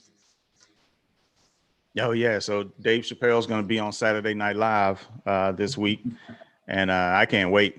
No matter, I don't care who wins. I can't wait to see how he 100%. viewed everything that happened. 100%. So has no one flipped the state yet, or does Arizona count as a flip? I think Arizona is going to be the only flip so far. Yeah. There's no flip listed right now. Which that's why I say, if they don't flip something here, Trump walks away with this thing. They're gonna have to. North Carolina is close. It's only 1.4 away for Biden, but that's 95% reporting. That's a damn shame. Lindsey I think Graham the I think the cleaned that media thing start. out. I think the media Yeah, is it starting is. to get out in front of this, gents. Oh, really? I haven't been watching Yeah. the feeds. Yeah, we got this chick over here on ABC. Oh yeah, all wide-eyed talking about we need to remember we still have we still haven't received all the mail-in ballots and all the like all the what the absentee ballots. Oh, there's a Yeah. lot of them though. That's what I'm So, saying is I don't. Yeah, there's a lot of them, but that's the thing. Like they may not. Where's the holy shit? Where's Georgia at right now? I'm looking at a deal that says Georgia's tilting Biden. Georgia's at 53 Trump, 45 Biden, 79% reporting.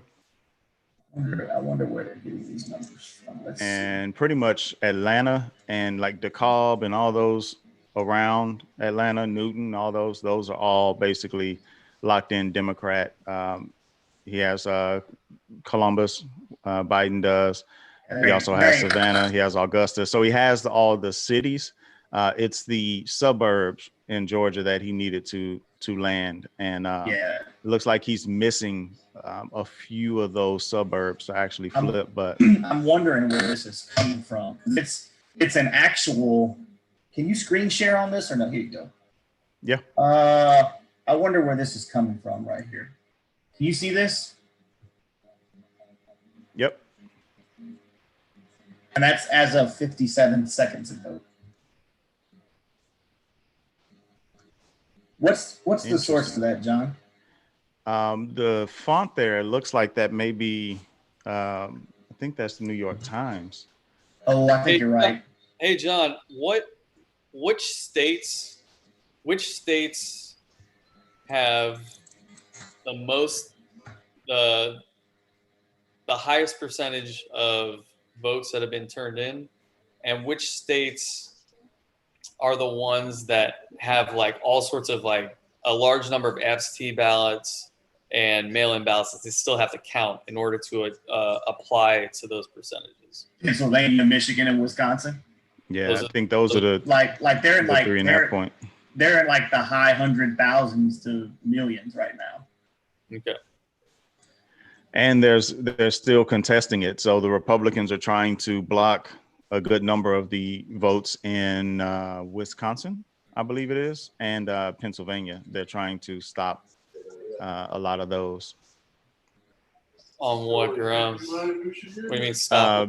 So the way that they were collected, kind of like how they did in Houston, they're trying to say that they were collected in the illegal way, so they shouldn't count. And it's actually gone up to the Supreme Court, and they're fighting it on those levels. So I'd love to see the media blow up after this one way or the other. Well, I'd love to know the actual details of that. Like what? Okay, so I live in Texas. What are the that's what I was getting at. For picking up those kind of ballots and counting. Well, so one of the post office was tasked with finding like 300,000 of them, and I think they just basically said, "Shit, good luck with us to do that." I mean, if you can make 300,000 votes disappear, you can do that one way or the other. It may happen to your guy one year, or the other guy one year, but eventually it'll happen to your guy. If you can do that, if 300,000 ballots can just go missing, I mean. Oh yeah, look, here it is right here. Check it out. 300,000 ballots. Trump took Idaho. That's +4, so he's at 136. Yeah, 300,000 ballots missing in Georgia. That's where it's missing at. Yes. Nobody made a huge stink of that. That always got crazy.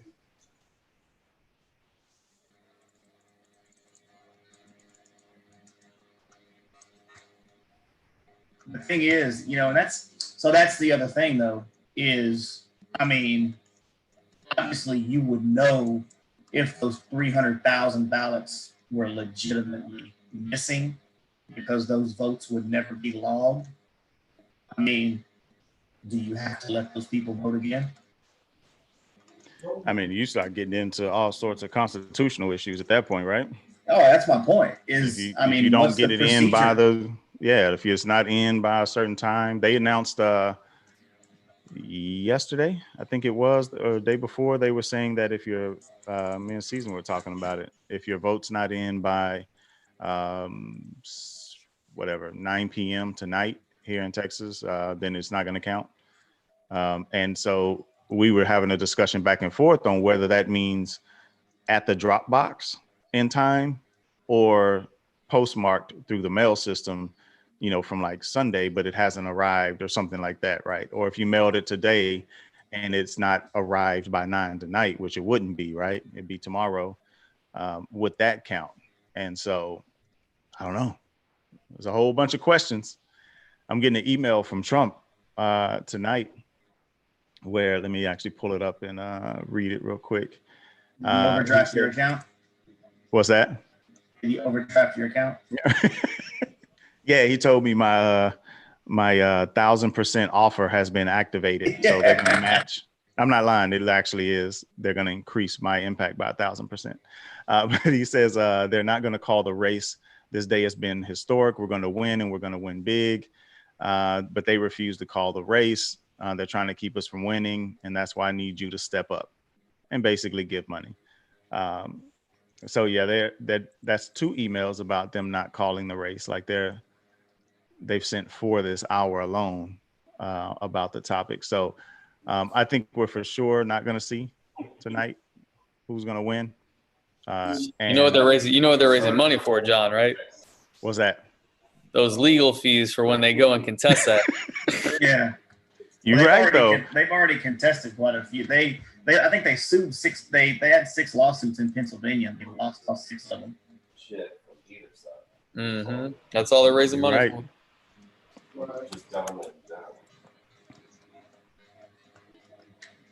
Yeah. So all right. So Joe Biden's about to make a statement shortly. That's going to be interesting. Oh shit! Joe Biden won Minnesota. Did he? Yeah, I think that one was kind of understood that he was going to get that one for sure. I'm actually surprised. Minnesota doesn't seem like a state that would vote for him.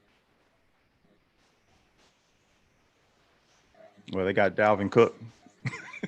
Yeah. Yeah, Trump looks like he's 57% in. He's crushing him in Pennsylvania right now. Yeah, that's what I'm saying. I'm trying to look at. Let me see the PA. Hang on, check this out. I think Pennsylvania is gonna go to Trump, dude. I'm not gonna lie to you. Like at this point, it seems like Trump's about to win this thing. I think Biden is now, even though you look at the numbers, Biden's up 205 to 136. But I think it's a long way for Biden to get to 270 right now. That last 65, I think Trump is about to win. Question for you: How many conversations do you think that happened across this country over the last couple months where family members were like, "Look, I love you, but if you don't go and vote for Donald Trump or you go and vote for Joe Biden, we're not family anymore." Like, how many conversations do you think people had like that? Hey, I kid you not. I literally saw a tweet earlier where somebody said they cut off their mom because of the vote. I'm kid you not. They're like, I told my mom I love her, but I can't, her, voting for this. I think they called him a fascist or something. Literally cut their mom off over Trump. Did you know how many votes are outstanding right now in Pennsylvania? No. Yes, John. About 100,000. Take a guess, Mike. You mean outstanding that need to be counted still? That were by mail requests from Democrats themselves. So this is what I was looking at earlier because I saw it from somewhere and I couldn't figure out where the hell I had seen the breakdown at. So take a guess at how many outstanding ballots there are. I wouldn't even know where to guess. 200,000? 2.2 million. Man, come on. 2.2 million. So outstanding, just meaning that they requested it, not necessarily. Meaning that those are votes. Meaning that those were absentee and mail-in ballots that were requested and logged to have been resubmitted. Log that to have been resubmitted. Meaning they registered, or whatever the process is, to send your ballot back in. I've had too many of these beers already. Slurring my words. But they've returned their ballots. So you know how you were asking earlier, what's to basically stop someone from mailing a ballot and then going to vote? Whatever system that is that recognizes and registers it, that's what we're talking about here. I wonder how that's gonna impact things moving forward. 2.2 million is a ton of votes, dude. It is. Like, that doesn't even seem possible. And then the idea of them actually contesting those, because they're going to contest those pretty heavily. Ilhan Omar, she won again in Minnesota. My Twitter is lagging its butt off right now. Can you imagine like nights like tonight for the tech side of it?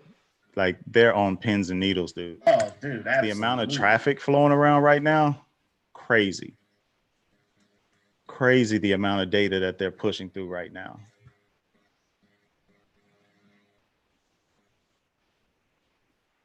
So what's going to be the biggest narrative out of this? So if Trump loses, I think the biggest narrative is the Democrats stole the election.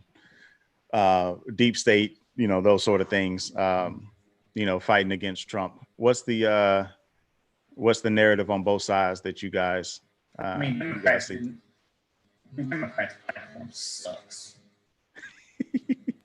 It's just terrible. So that's the thing. They've been such a full opposition party for so long, and a minority one at that they just, they're kind of in the same position that Republicans were in, what was it, 2012 coming into 2013 when they were the minority, or was that 2008? I can't remember. When were they the minority? When 2010. What was that? Yeah, you might be right. Hang on real quick. Let me find out. Obama had 2 years of the majority, and then every year after that. Exactly. So they were a full opposition party at that point, man. Even if they do get in, I don't know what the hell their platform is. Yeah, I don't know. I think it ends up being pretty much like the Republicans in that case. Like, once they actually gain power, and once Trump won, they had 2 years and didn't know what to do with it. I think pass healthcare. I think that's when both of them, they all can't operate once they actually get it. They just talk about a big game. I think, just like you said, John, the Democratic Party is going to split in two. If they lose this election, it's a repudiation of a complete rejection of the establishment Democratic guard, like Nancy Pelosi, all those people. It's a complete, repudiation of that party, that side of the party, and like you said, the progressive side of the parties, I think is gonna grow a lot if they lose. Yeah. If establishment Democrats lose this election, the progressive wing of the Democratic Party grows a lot after this. Yep. And they're going to have a legit point that people are going to think about, is that the old guard isn't cutting it. Look, they lost to Trump twice. Like, you can hear the narrative now. Like, they're going to push it, and they're going to push it hard. And then in 4 years after Trump screwing things up, we have a socialist that gets elected. That would be there's no middle ground. Dude, it's just gone.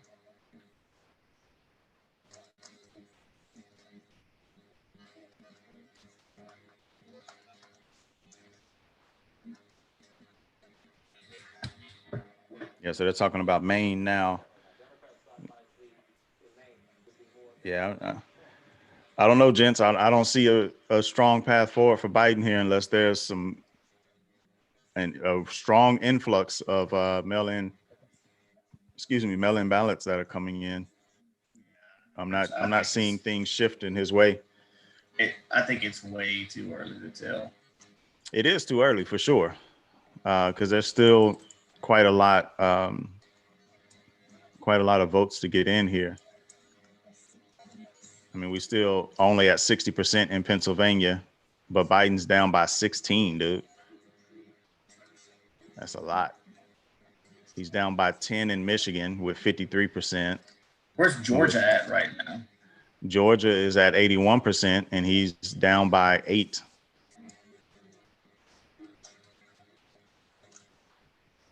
Like, yeah, it's not looking like he's going to be able to And get. the New York Times gives Biden a 63% chance of winning Georgia.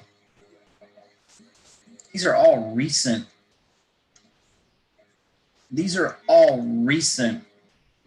Assumptions. I don't know where this data is coming from. I don't know.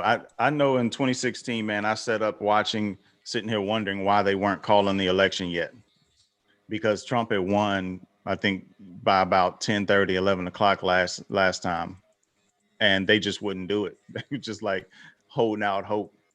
I think they're going to try to mess around and do that again here. Oh, shoot, Montana. What? Montana is only 3 electoral votes, but Trump is winning by only 2%. There's 50% reporting, but Montana, I spent a good amount of time in Montana, and I can tell you now, I didn't see that coming. Yeah. And so what's interesting, though, is the governor race. Gianforte is actually down right now. He's the incumbent. He's down by 1.3%. It's 46% reporting. But yeah, I used to actually work with Gianforte's son. Cool dude. When he actually knows how to fly, went up in a small plane with him and flew around Big Sky. So it's a pretty cool guy. But yeah, I've never been there, man. I'd love to go there. Oh, dude, Montana is one of the most beautiful countrysides that you could see, dude. Because you got that mix of like this, like kind of like a free range kind of area, and then you got the mountains as well. You know, it's amazing, dude. Absolutely beautiful countryside, dude. And that's why they call it Big Sky. You get up there and it just looks like the sky is just going for miles, which of course it is, but it just looks different. Love it up there, man. Cold though. But I love it. This is Yeah. hilarious. What time of year is it not cold? Damn, she beat the hell out of her. Like June, you may get to about 70. And they're going crazy. They go crazy at 40. One of my boys that still lives up there, man, actually he grew up in Montana. Man, that dude walks around with white t-shirts and blue jeans on. Doesn't matter the temperature. That's all he wears. Every now and then he'll throw on a big jacket or something. But white tee, blue jeans. That's it. Yeah, when my dad was working in South America, he said the same thing. He was like, man, he said, I got over there, dude, and he was like, it would be 5 degrees outside with a wind chill, and then these guys are out here running around in shorts and t-shirts playing soccer. Yeah, it's crazy. I'm sitting over here like I got everything on. I got my hunting gear on. Like I got my full, face mask over everything, dude. And they're just walking around chilling. I'm like, what in the world? Like I'm too tropical. But yeah, so it looks interesting that Gianforte is about to potentially lose. Still a lot of votes to go in though. But I did not see Montana turning blue. I can tell you that. Here's one of the sure. Looks like the Senate in Montana. Bullock is about to take Daines. Again, only 47% reporting. But it's 52-47 right now. Man, Montana is like literally, like no hyperbole. It's 96% white. Like I went there and I saw no person of color for 4 days. Because black people don't like the cold weather, bro. Dude, You know how many black friends that I have that tell me they hate the cold weather. Oh no, you're absolutely right. We tropical. Hate it. Dude, the only time I saw black folk, I went to the college. It was the football team posters. It's like, what? You know, the fourth day I was there, I was walking down the street and a black lady came walking out, and it's like we connected, made eye contact, and was like, y'all do exist. Like, it was hilarious. But hey, I'll tell you though, like, the people there are amazing. Never had one problem with anybody there at all. Amazing people there. Life's simple up there, I'm sure. I bet it is, man. It is. Is it expensive to live there? It's decent. It's probably a little bit more than Texas, but not much. But there is definitely, I think there's definitely a bit of a price increase because of the view. Like the view is that good that if you get the right spot, and you can get decent land there too. But if you get the right spot, man, it's ridiculous views, man. I got so many pictures from just walking around, straight tourists. I would have to have a drone there. Oh yeah, absolutely. Ooh. There was a guy that I worked with actually came in with a drone and showed me some footage just flying. I mean, and they got like the big old huge like redwood trees or whatever. And so he was flying through the parks and stuff. Dude, phenomenal. Yeah, North Carolina lost the congressional seat to Deborah Ross, civil rights lawyer. Yep, flipping the Republican seat. I'll be damned. So they're saying Michigan, 20% of the vote right now is made up of early voting. Yeah. And they say they expect it to be 55%. And so if that's the case, right now Trump's up by 10 with 54% reporting. So that means basically another 30% of the votes coming in will be coming from early voting.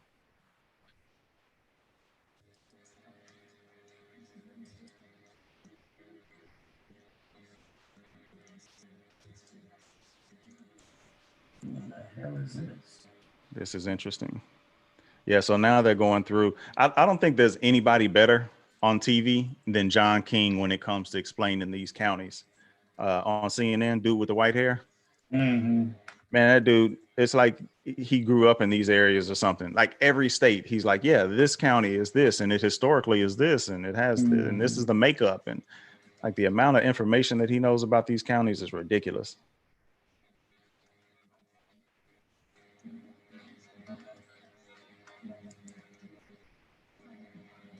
Yeah, see, now CNN's calling it a nail biter election. Oh, man.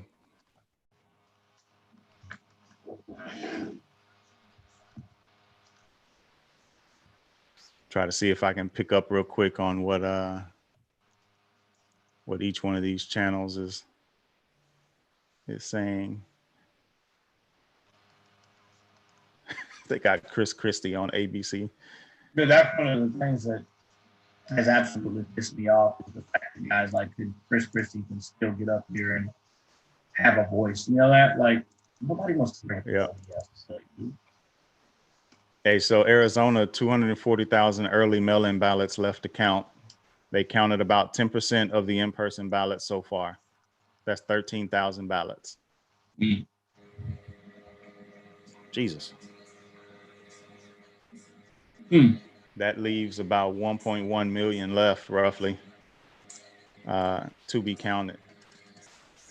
That's interesting. So I wonder what that's going to do to Biden's lead there. There's 76% reporting right now. What do you think? What do you think Biden's going to say in this little statement that he's going to make? I don't care. I don't know. He's, let the process work. Let's play it. I want to listen to it live. Yeah, that's why I was actually trying to pull it up. I wonder how much Xanax and shit they're on right now. Got a key race alert. Pennsylvania is now Trump 56 to 41. 61% reporting. Let me actually adjust this here. Safari's acting up on me. Oh, you know what? Might be able to pull that up on YouTube. All right, I'll be right back. I'm pretty sure every cool beans, Chris. I'm pretty sure every network is going to end up having Biden up. But I mean, I don't think he's really going to have much to say, to be honest with you. It's just going to be like basically, we don't know the result. We'll know soon. Let's trust the process, that kind of stuff. I don't think there's really much else you can say. I mean, why would you even need to come out and say that? I don't even understand. Everybody's already voted. What's the point in Well, even, they got to speak to the people. It's just candidates have to make this, quote unquote, have to make some statement the night of the election. People want to hear from them. Otherwise, the narrative is forming of being afraid and scared and all that kind of stuff happens. So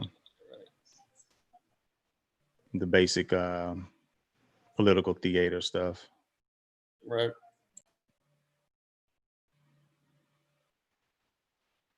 Man, I'm wondering this thing that always gets me. I think Florida does this stuff on purpose.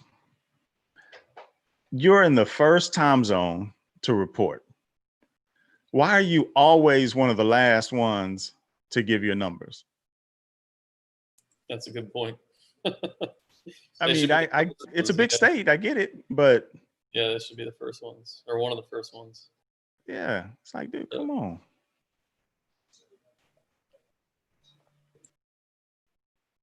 Yeah, it's still looking like the same as it was earlier. It looks like Biden picked up Duval County, which is one he absolutely had to pick up, though. Let me see. Is it some of these states? I forget which. Some of these states split electoral votes, don't they? Mm-hmm.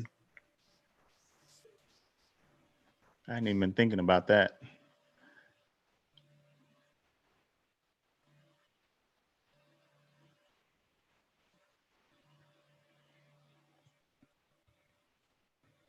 Yeah, they just keep saying Joe Biden to make statements shortly.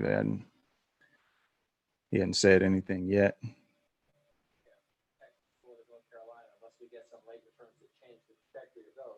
not done yet. That's why they're like that. They're not done yet. But if they stay that way, then all of a sudden you're in that, and then we're just going through it, right? Yeah, so they're saying if Texas, Florida, and North Carolina go Trump, and Hawaii goes Biden, then it's basically 218 roughly, or 218 219, Biden on top. But then if Trump ends up taking Montana, he's pulling up Biden take Arizona. Biden's 230 to 224. And I'm pretty sure once he starts tapping the rest of these and filling them in, it's going to show as a bit of a wrap for Biden.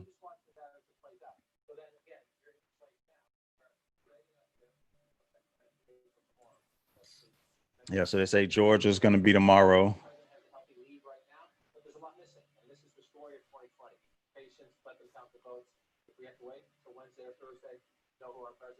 Bro, I'm not gonna believe who the next president of the United States is until they get sworn in. Until the day gets sworn in. Until Trump gets sworn in or Biden gets sworn in, I'm not gonna believe. Yeah, so about who the next you kind of touched on that earlier. So between now and January, how do you see this playing out, right? Like even taking into the totality of them saying we're not going to know Georgia until Wednesday or Thursday. And then what Chris was saying about Pennsylvania and all those votes. I think there's a delays. I think there's a number of what I would call shit show possibilities. I'm more curious to see what the markets do. That's what I'm more curious to see how the markets react. Because if if we have one of these scenarios where one of them wins and the other one contests it because of hold up, they're calling Florida for Trump.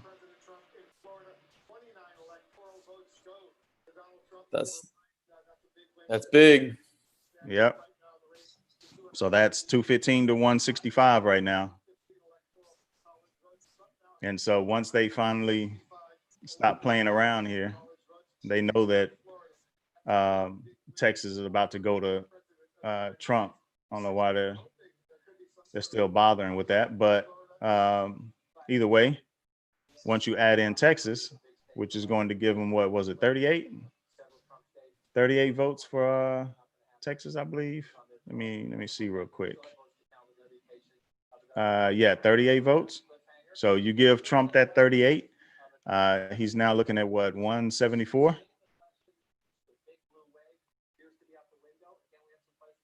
Yeah. Yeah, CNN just said the big blue wave is out the window.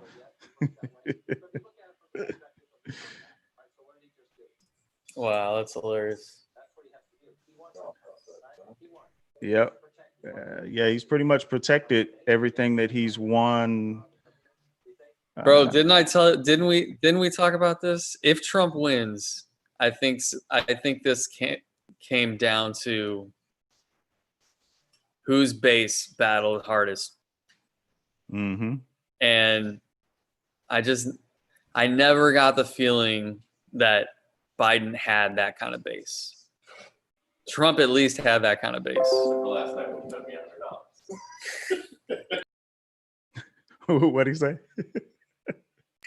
He's just making I made a side bet with him because he's a Trump supporter. So just in the spirit of fun, You bet Biden? Yeah, I bet on Biden, but I let him know. I was like, look, I don't like Biden, but yeah. So that's the stuff that rich people do. Rich people, people that got money make bets like that. I ain't putting no money on Biden. I did it. I mean, I did it just because I wanted to. Yeah, nah, I feel you. I wanted him to be both sad that Trump lost and sad that he had to give me money. I didn't care. So he must be a good friend. You just stick the knife in twice and twist it. That's hilarious. But anyway, I'm sorry. Go ahead. Yeah. So you didn't see the support for Biden. I just didn't see Biden having that kind of base. I mean, we all know that Biden wasn't. He wasn't creating any kind of. Oh, here it is. Here's his speech. Was it up? Here, let me see. I got it on mute. Just tell me what he says. Shoot, where's my window? Trying to find it.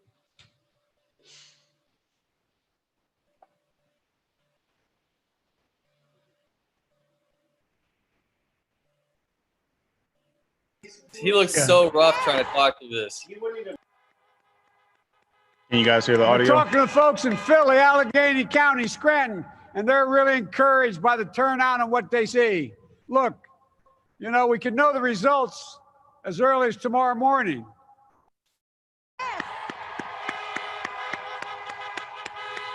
I'm talking to folks in Philly, Allegheny County, Scranton, and they're really encouraged by the turnout and what they see. Look, we could know the results as early as tomorrow morning. It may take a little longer, as I've said all along. It's not my place or Donald Trump's place to declare who's won this election. That's the decision of the American people. I told you. But I'm optimistic about this outcome. And I want to thank every one of you who came out and voted in this election. And by the way, Chris Coons and the Democrats, congratulations here in Delaware. John Carney. Pardon? John Carney. Hey, John, the Gov, yeah, the whole team, man. You've done a great job. I'm grateful. This is bad. To our this volunteers, is so bad. our canvassers, everyone who participated in this democratic process. And I'm grateful to all my supporters here in Delaware and all across the nation. Thank you, thank you, thank you. And folks, you heard me say it before. Every time I walk out of my grandpa's house up in Scranton, he'd yell, Joey, oh, here we keep go. the faith. And my grandmama, she's live. You'll know, Joey, spread it. Keep the faith, guys. We're going to win this. Thank you, thank you, thank you. Your patience is great. They have to honk horns to create enough noise because there's not enough people in that crowd. Yeah, I mean, you know they're gonna push the social distancing stuff anyway. But yeah, they didn't move around. I was wondering if they were gonna move around and show the actual crowd. Oh, this Kamala Harris page. People who have enough political fortitude to stand in crowds of thousands of people and not give a shit about social distancing are the kind of people that win elections versus the kind who are too scared to be around people within like an arm's distance, you know, to support somebody that they actually believe in. Like, well, I think what you're saying is the people they're supporting are the ones that win because they garner that sort of. I don't care about if you have the kind of political fortitude to hang out around thousands of people because you support and you like believe in somebody so much that you'll do that, and the other guy doesn't have that kind of support, even if it's like at the excuse of social distancing. I think that's all BS. But I mean that could not be political fortitude. That could just be stupidity too. It doesn't take a lot to be able to say risks. I'm going to go out here. We take risks every day, John. You know, no, you definitely do. Coronavirus is not going away at anytime soon. People are going to have to learn to live with that and live with being around each other. You know? Yeah, no doubt. I'm just saying, like those people, it doesn't take a special certain someone to go stand in a line. But I think the person that can get them to ignore it, those are the people that win elections. In that vein of basically Trump being able to be so excited about their candidate that they'll go out and they'll stand in line, they'll sit in rain, they'll get sick, some of them die. Like they will go to the ends of the earth for this dude. And you're right that Biden wasn't, and this is why I said very initially, like at the early point before he ran, that I didn't want him to run. Because I mean, who's really going to get overexcited about Joe Biden? Like really? So what he's running on is I'm not Trump. And for a lot of people, that's not enough. Well, yeah, but here's the thing. Like so the simple example that you brought up about Trump's crowd maybe being non-existent because of social distancing. And the Trump crowd, Biden's crowd. Yeah, Biden's crowd, yeah. And the Trump compared to the Trump crowd, who, like you would say, like we were saying, is willing to stand around thousands of people and risk, you know, getting sick. Like that idea is more about people standing up and saying, you can't tell me what I can and can't risk of myself every day. If I want to risk going and standing around a bunch of people because I believe in what that person represents versus what the other side is representing. Yeah, I mean, that's essentially what a lot of people on the right see it as. Yeah, no, I completely agree with you there. Yeah. My parents left some summer sausage from Tuttle's here. Man, come on, man. And it is absolutely insanely good. Right I saw your post about it. I was like, this dude. Dude, it's unbelievable. I thought you were down there, though, when I saw that you had some Tuttles. No, man. They brought it up here, and I'm eating some right now with this jalapeno cheese. Hey, dude, it's off the chain. Yeah, I don't remember earlier. Is this new? Minnesota's Biden has. No, that was earlier. Okay, I thought so. I was just going over the numbers here, and I was like, man, I could have sworn Minnesota was still pending. Yeah, so Arizona's 76% in right now. Of course, Biden saying we're in to win this election, and as we just heard, and Trump saying they're trying to steal it because Trump wants to know the answer tonight. I mean, did We all do, kind of. Did you sense any kind of confidence in Biden when he was talking? I mean, here's the thing: even if he was confident in like behind the scenes that they had a shot, did you even sense any of that confidence in what he was saying? Like, it doesn't matter. I mean, it does matter though. I think it does matter because it shows like, I mean, he could barely the inside basebole. You mean in terms of him being scared but trying to feign confidence? It's not even that. Like he can't even effectively communicate like the idea of like the genuine idea of like keeping hope, like keeping the faith that we're gonna win this thing. Like you didn't really listen. You really hear that. He doesn't do that anyway. What's that? Obama do that anyway. Obama was good at selling hope. Yeah. Obama was good at that. Yeah, that's not Biden's back though. I don't think Biden's ever. I'm not saying it is, but I mean at the same time, are you really going to be garnering the kind of votes that you would need to win the election if you can't even do something like that? Well, I mean Hillary failed in that too. She sucked at it too. Yeah. Yeah, no, it really boiled down to Trump hate and Trump love. Like, I don't think there's anybody out here, if you spread out the best candidates for the Democratic Party, I don't think anybody's going to be like, Joe. No, brother. I'm telling you, it's not even about Trump love. You know how many people I've talked to over the last like 3 weeks because of my work? You know how many people I talk to who will vote for Trump but don't like him and admit that?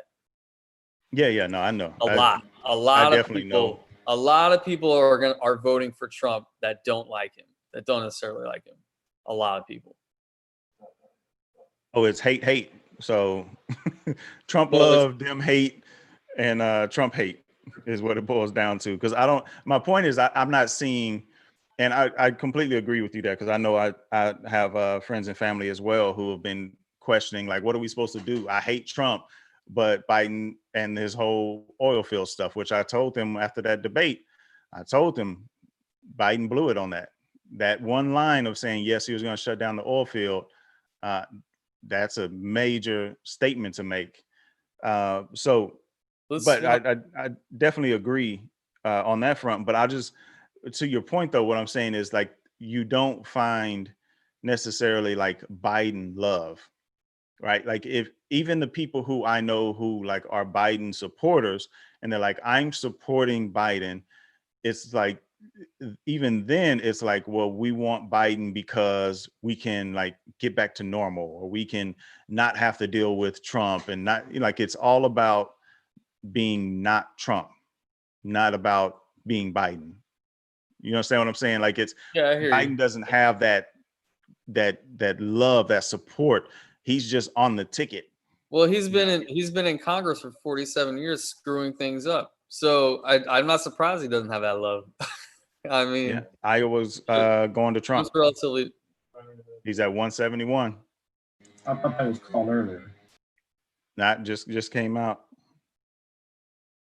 Yep. So 215 to 171 now, gents.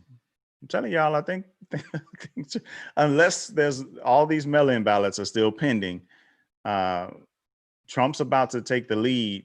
We're at 91% in Texas, right? So if we're at 91, if we get to 95 or so, they'll probably may call it sooner. But Trump has a 6-point lead, 6.1% lead right now. And so if Trump takes over, gets his Texas votes, which I think is a foregone conclusion, that's 38. It's now 205 to 219. It's a horse race. I still want to know why anyone thinks that Georgia's up in the air right now. I don't understand it. Yeah, I don't either. Biden's still losing by 7 with 82% reporting. Unless there's some mail-in ballots or something. I know from, my people in Atlanta that I know, lines have been crazy long there for sure. But a lot of these counties are, let me actually pull up the full details.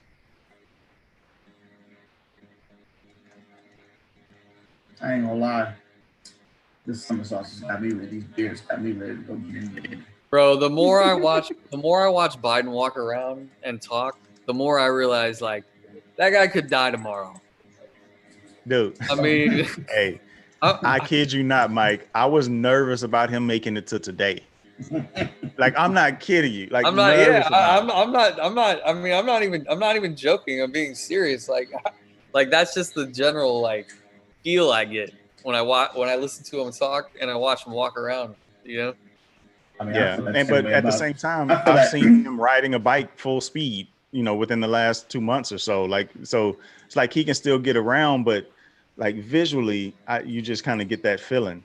Like it's on the decline. Like Yeah. way more on the decline than you can reasonably like expect somebody to handle this, the type of job. Yeah, I'm telling you, come 2024, if he wins tonight or this week, when it comes to 2024 election, it's gonna be like 4 more. It's gonna be a question at the end, like, Man, I don't know if he can make it through. I don't know if he can make it through 4 years. I mean, what did they say that like It's the tough. presidency ages you like 10 years, right? Yeah, Like, look at Obama beginning to That's end. He it looked like a ages you. teenager at the beginning. Well, And you let him throw a black woman in there and really drive people up the damn wall. Dude, can you imagine the kind of stress that you're under every day as the president? That's why it ages you so much.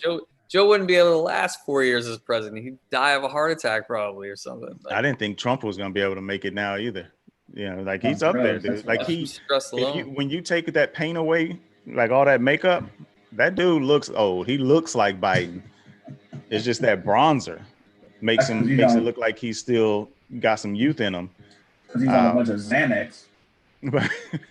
But I mean, I wouldn't be surprised. The many rallies as he's done this week, it wouldn't surprise me if he needed something. Here's voice on Fox. Hey, did y'all catch him on Fox News this morning? Mm-mm. No. Dude was bashing Fox. So they were asking him, what was it, Fox and Friends? The three cats on there. They were asking him, like, does it make you nervous? Oh no, does it get under your skin when Obama says that? I forgot what he said. I don't know, something about Trump is just worried about my record or something. I forgot what he said. And so Trump just started going off on Fox. It's like, yeah, Fox, he's just not what you used to be. Normally, see, you guys put him on all the time, but the old guard would never have put him on like that. See, you guys are different now. Some of you guys are still good, but you guys and he just was like going in. And then all of a sudden they had to start defending Fox. It was like, well, we try to show both sides of the story. And like, it was hilarious. And he wouldn't let it go either. He just kept going after him. I was like, God dang. It was hilarious. I don't watch too much Fox News. I put it on the same level as CNN.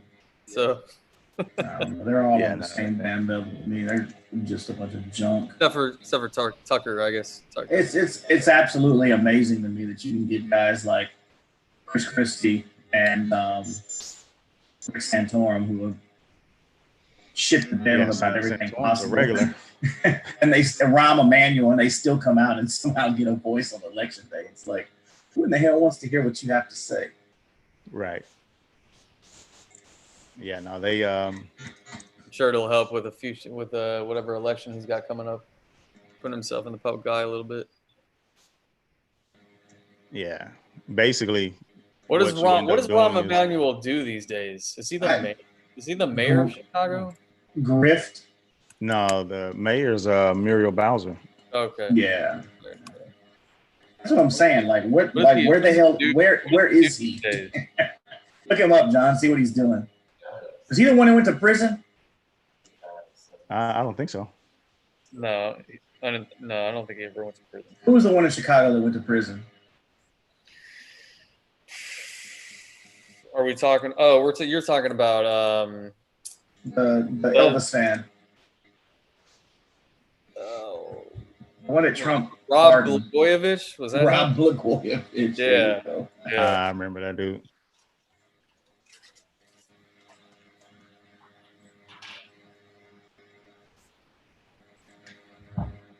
Is Rahm Emanuel running a podcast? Oh my God.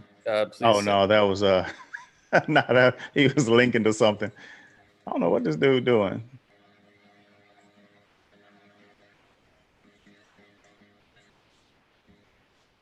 He just has like a bunch of links to stuff. He's just linking the stuff on Twitter. Dude must just be chilling at the crib. They're probably all donation boxes where you can keep them alive. I can't figure out. I can't see what he's doing these days. Yeah, me either.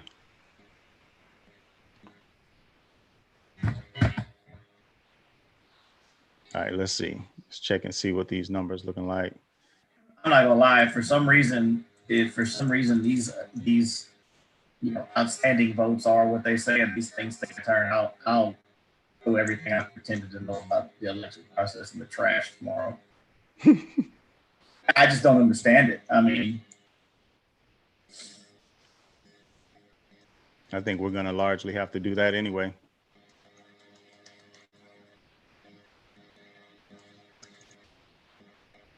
Oh shoot. The Times is calling Montana for Trump.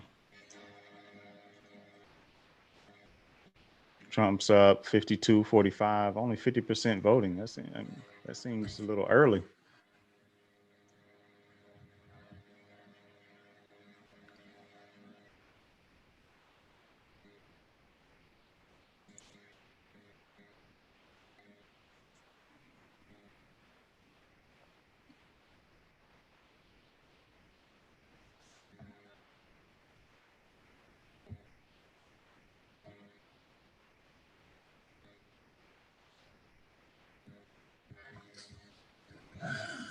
Yeah, they got North Carolina 86% leaning to Trump. I'm with you right there, Chris. I don't understand how they got Georgia 57% Biden. I'm surprised that's even close, North Carolina. Hey, gents, I'm gonna hop off for a little while and get some work done. But I'll hit you guys up in a little while, see what's going on. I'll be watching this stuff. I'll probably be in bed by then. I'm a little too drunk right now. Yeah, I mean, we got a good 3 hours in now, so we'll call it in a second anyway. I don't think we're gonna hear anything new. No, we're not gonna find out who won tonight. Yeah, no doubt. Good stuff, Mike. Good stuff. All right, gents. Well, I'll catch you on the chat. See who. Sounds good, man. Commander in Chief is tomorrow. Maybe. All right, gents. All right, man. Yeah, I'm trying to look at these. Pennsylvania. Something's just not making it clear to me, but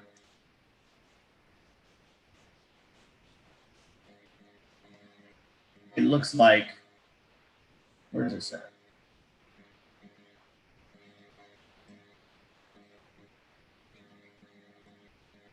Yeah, New York Times, all of the toss-up states, Florida, Georgia, Iowa, North Carolina, Ohio, and Texas were all marked as toss-ups. And Trump has Florida, Iowa, and Ohio. He's +5 on Georgia, +1.4 on North Carolina, and Texas +6, which means he's probably going to get all of the toss-ups.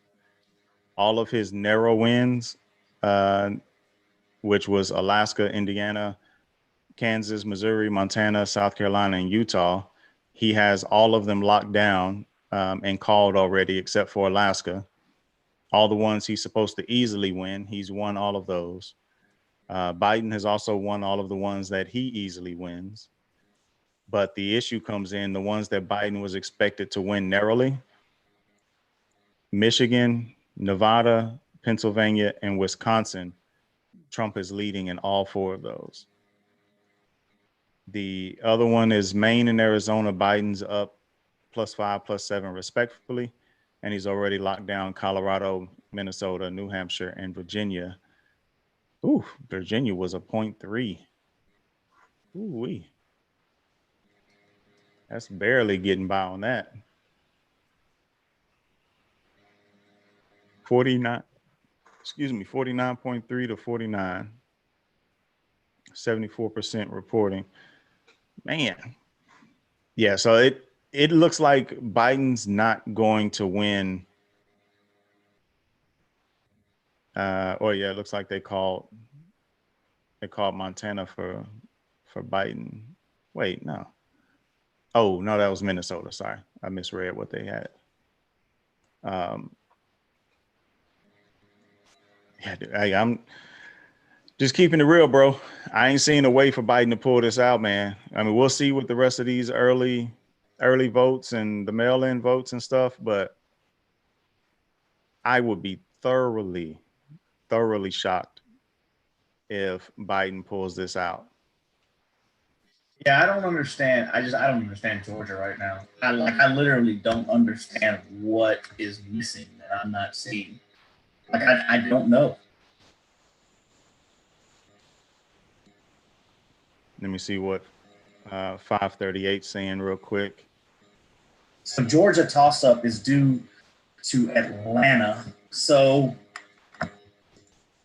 if he loses Georgia, he'd have to win all three of Michigan, Pennsylvania, and Wisconsin. He'd have to sweep all three of those states. Yeah, that's what I'm saying. Just like pure numbers.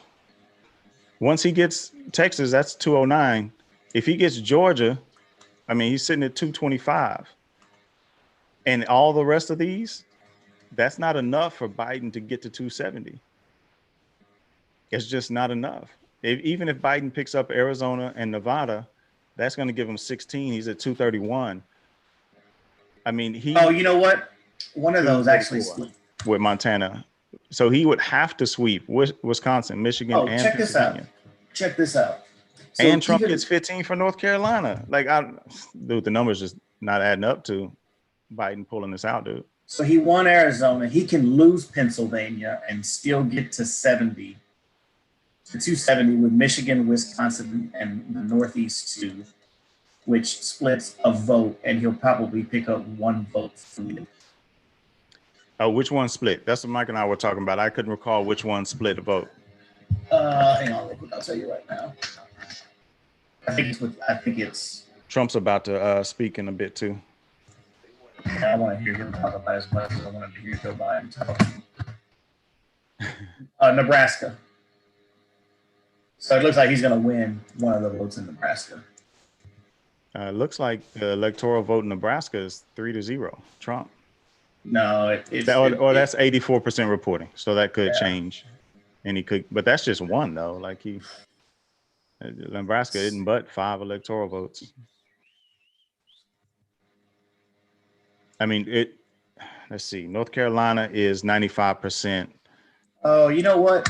Okay, now I'm understanding it a little bit better. So I was trying to figure out. So the same day votes in Wisconsin, Michigan, and Pennsylvania got reported today, which, if you take that into consideration, the way Trump performed everywhere else is why it looked so heavily in favor from him. If you take into account the amount of votes that have been sitting out there that were early votes, PA has 2.2 million ballots that still have not been counted. That I don't know where it's coming from, but apparently they're overwhelmingly Democratic votes, and I'm assuming that's probably from votes that were requested and then logged, however you do that.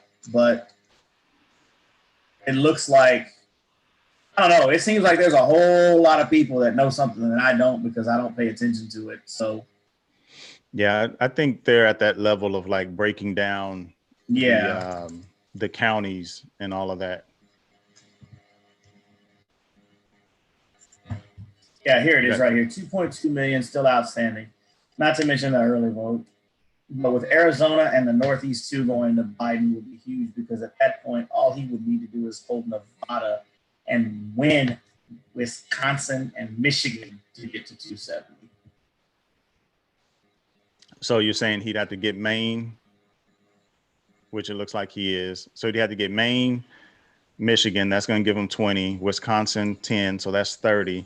And Nevada. And Nevada 36, Arizona is 11, so that's 47. I mean, that's close. That gets him within range. So these are from 262. So these are all of the early voting results from today. So Wisconsin 51-47, 57-42, 53-45. I mean, realistically, I think he could probably win Wisconsin at 51-47. The next logical would be probably Michigan. Let me see. See, the problem is this: we're still less than 60% reporting in Michigan, 72 in Wisconsin. It's kind of like and it's kind of 65 like what in happened. Pennsylvania. It's kind of like what happened in Virginia earlier. With you remember when the Virginia counties first came in and the vote was extremely lopsided. He was getting killed in the Virginia vote, and then the Talking about larger Biden was getting killed. yeah, and then the larger counties started coming in and it flipped it. And it looks like what did he secure at 5 point what? 22%. Yeah. 49.3 to 49. They called it for Biden, and so 0.3. That's a sliver. Oof. Yeah, Wisconsin is. He definitely has Milwaukee County. Oh no, that's only 36%. Milwaukee.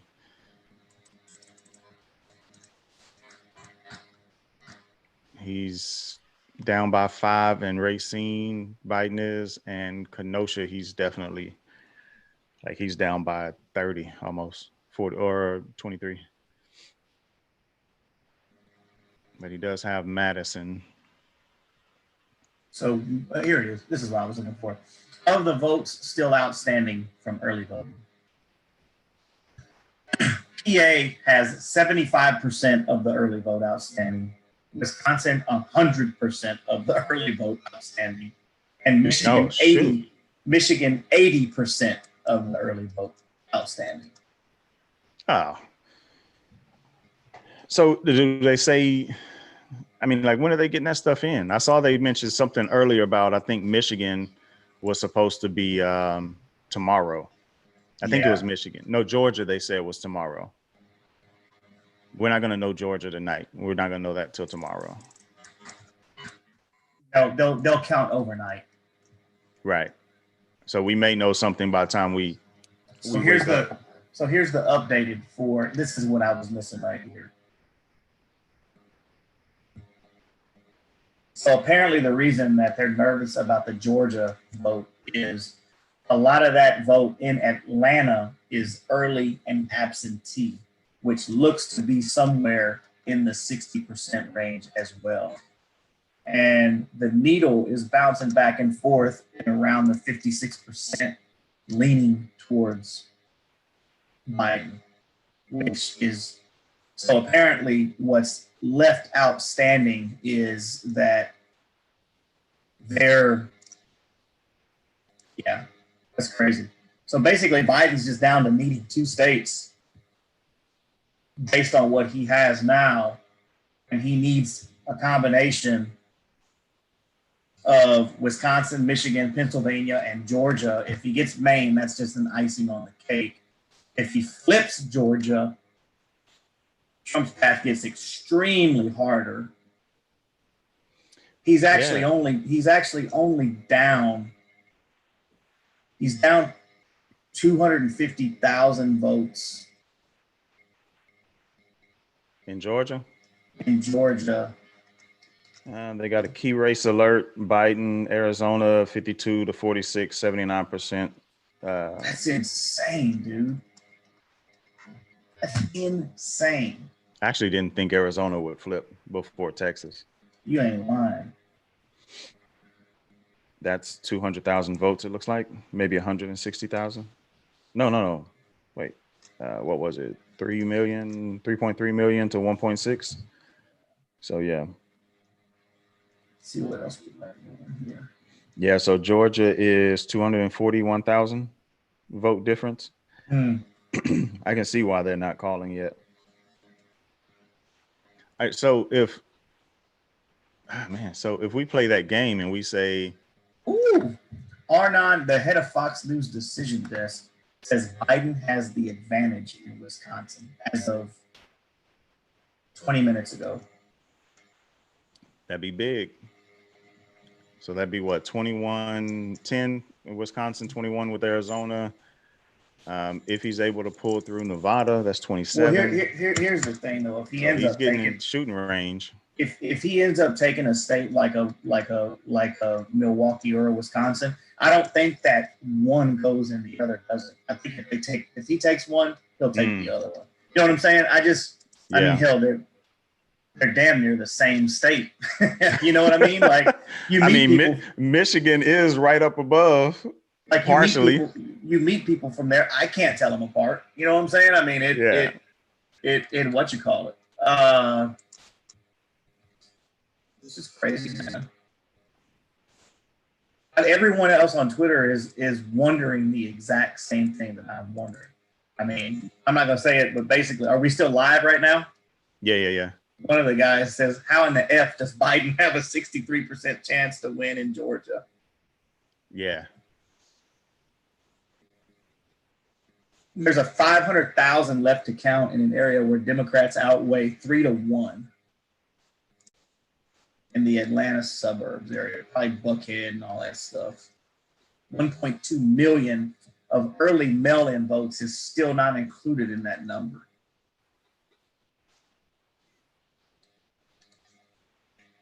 It's at 68. Look at that. Go look at that and see if it's at 68% now. Which one? New York Times for Georgia. New York. Yeah, I got that up here. Let me see. Well, I thought I did. I guess I closed New York Times.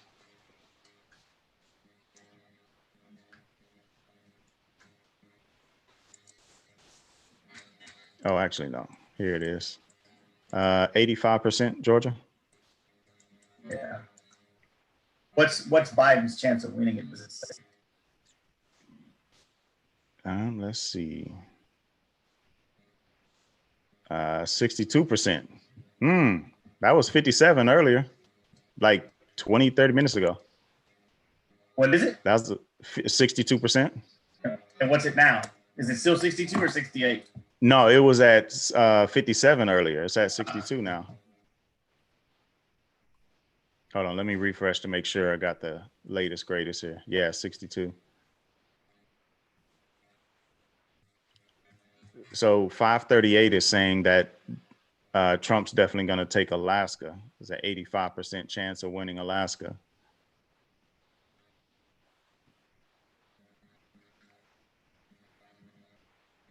Let me see, that's 3 electoral votes. So definitely not a big mover in that case.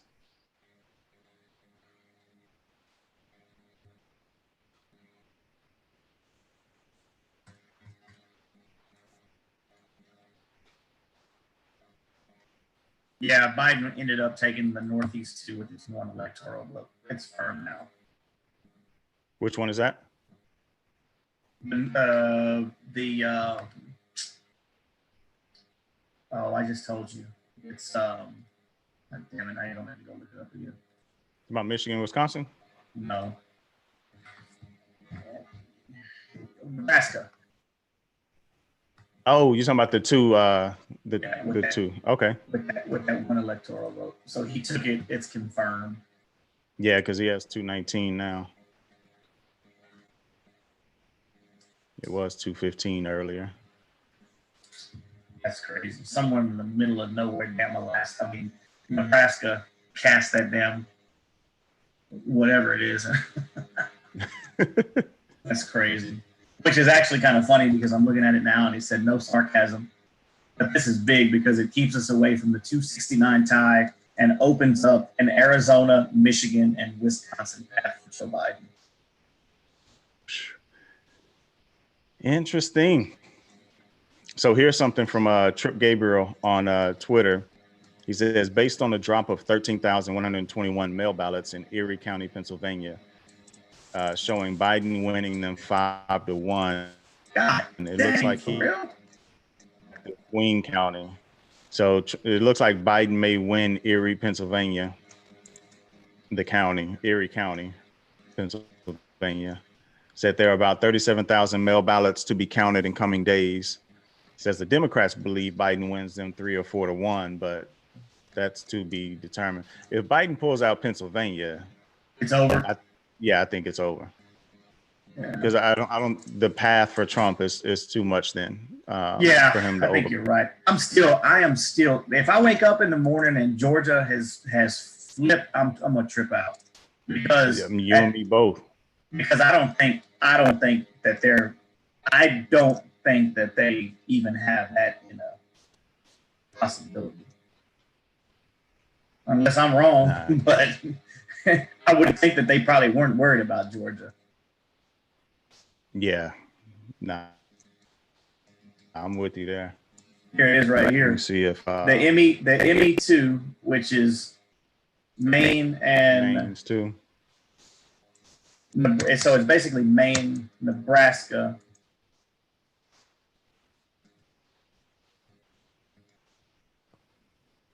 And Joe Biden won its 2nd district of Maine. Oh, you damn.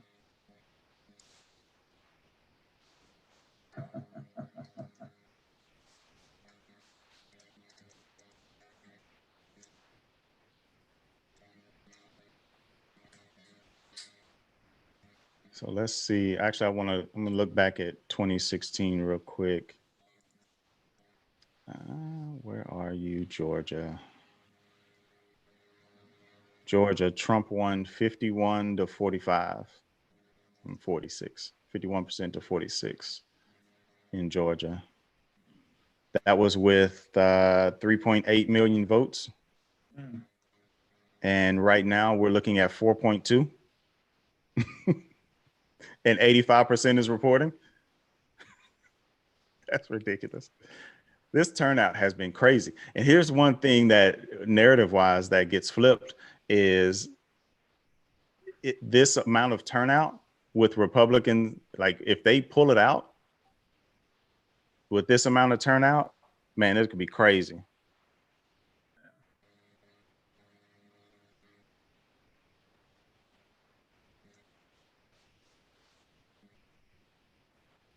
Mike says that Pennsylvania passed something that says they have up to 3 days after today to get all their votes counted. That they could come out on Friday right before the weekend with the results. He said, then watch the crap storm unfold over the weekend. Said, which the National Guard has been activated in 16 states on standby. Completely agree with that. Completely agree.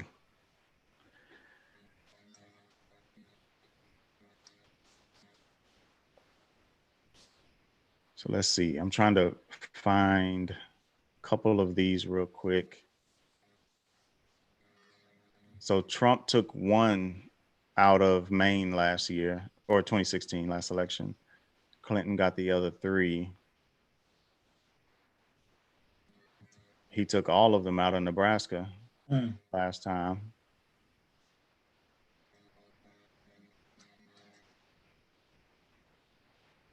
Yeah, I just don't know where Nevada's leaning because there's only 5% reporting. Oh, here's your final. So this is basically this is the breakdown, and there's no and or buts out of this. So that 1 electoral vote in the Northeast 2 was huge. So basically now Biden has to do is win 2 of the following, only 2, Wisconsin, Michigan, and Pennsylvania. Or if he holds and he somehow pulls out Georgia, then it's basically done. So if he doesn't get Georgia, let's say Trump gets North Carolina, he gets Georgia, that's going to be 31 for him. He'd be at 240. And Biden has to take Wisconsin. Biden has to take 1 or 2 of Wisconsin, Michigan, and Pennsylvania.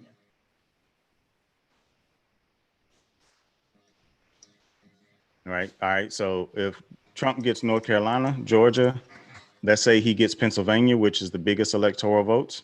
So and that's probably basically Michigan. So let's say 15, 16, so 31, 51.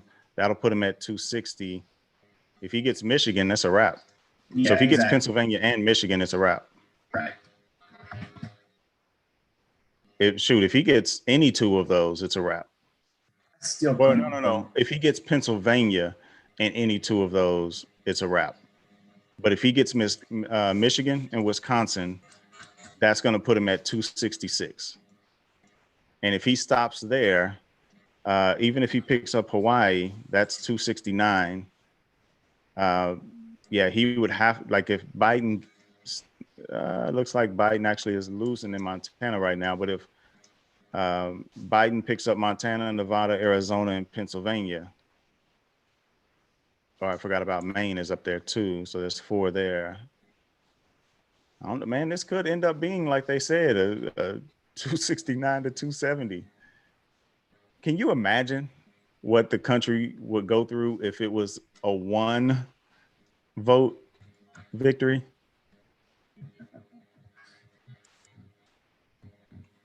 That would be hilarious. Let's see. See, Trump didn't speak yet. I wanted to get Trump speaking before we closed out, but I'm not sure what time he's coming on. Shoot, it's 12:30 already. Zans might have put him down. He said he was about to speak. He said something on Twitter, but obviously that could be somebody else. Yeah, that ain't him. Looks like 538 has him 212 to 209 Trump. Yeah.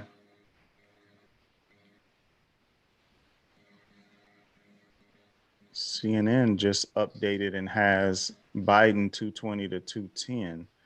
What did Biden pick up?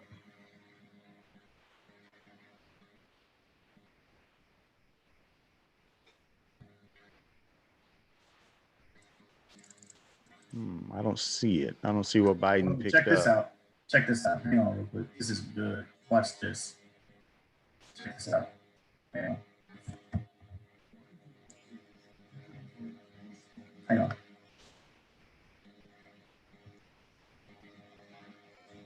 Oh, New York Times called Texas for Trump. That's why he picked up. Can you hear this? Yeah, it's a little low. Situation, I suspect, Check this out. in states like Pennsylvania, Michigan, Check this out. Wisconsin, other states, where they are going to be receiving huge amounts of mail-in ballots.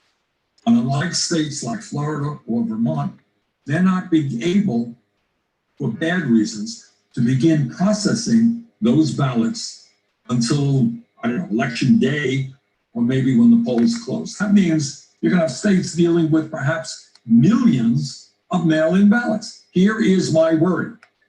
What polls show and what studies have shown is that for whatever reason, Democrats are more likely to use mail-in ballots. Republicans are more likely to walk into polling booths on election day. It is likely that the first votes that will be counted will be those people who came in on election day, which will be Republican. And here is the fear, and I hope everybody hears that. It could well be, I don't know what's going to happen, nobody does, but it could well be that at 10 o'clock on election night, Trump is winning in Michigan, he's winning in Pennsylvania, he's winning in Wisconsin, and he gets on the television, he says, "Thank you, Americans, for re-electing me. It's all over. Have a good day." And the next day and the day following, all of those mail-in ballots are getting counted, and it turns out that Biden has won those states. At which point Trump says, "See, I told you the whole thing was fraudulent.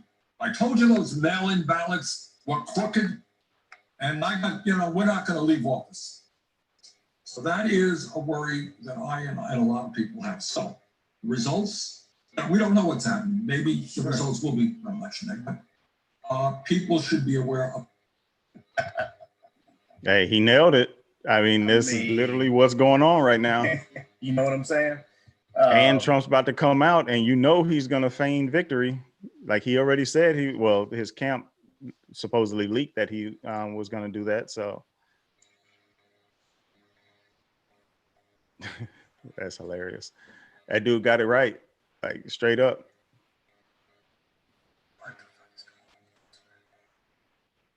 Got RT out here live. Oh, they actually have on-the-ground reporters? It looks like it. They got a live show going on right now. I didn't realize it.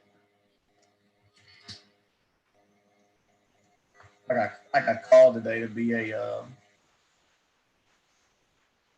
pallbearer for Peaches. Ah, okay. I was wondering, is that what that text thread was about? No. That was something completely different. But I didn't know what was going on with that. I passed out earlier, man. yeah, what you call it?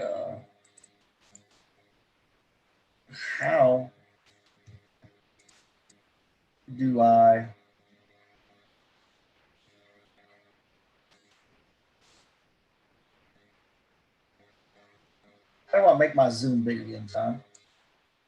How do you make it what? Like it's small, like it's. Oh, you have to hit your stop share. I see the share. Oh, is it still sharing? Yeah, Twitter's still up. All right. Oh, you know what? That's what happened. It glitched. So, for whatever, let me just see if I can close. Maybe this is stop. Yeah, I think I can stop your share here. Okay. Yeah. Yeah, there it goes. Right there. Cool. Yeah, there you go. There you go. So, it looks like their plan is pretty transparent now. I wasn't ever a Bernie Sanders fan, but I guess he's right. Yeah. So Nate Silver's out. He says pretty much what you were saying a bit ago. The quote unquote easy path to victory in rough order of likelihood is win Arizona and the NE 02. Yep. Hold Michigan and Wisconsin. The second one is win Pennsylvania, hold Michigan and Wisconsin. And then the third one is win Georgia, hold Michigan and Wisconsin. He said the less likely pass would involve winning North Carolina or other scenarios where he loses Wisconsin or Michigan, but does well enough elsewhere. Fascinating. All I can say is I'm pretty much sure I won't be going to bed till about 7 o'clock in the morning again. Too wired. Definitely too wired. Michigan is 61% reporting, 53 to 44 Trump.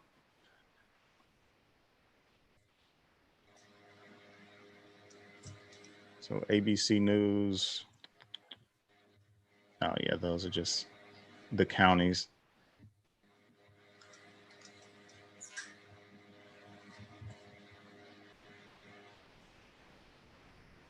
Yeah, Kelly Loeffler got put in the runoff.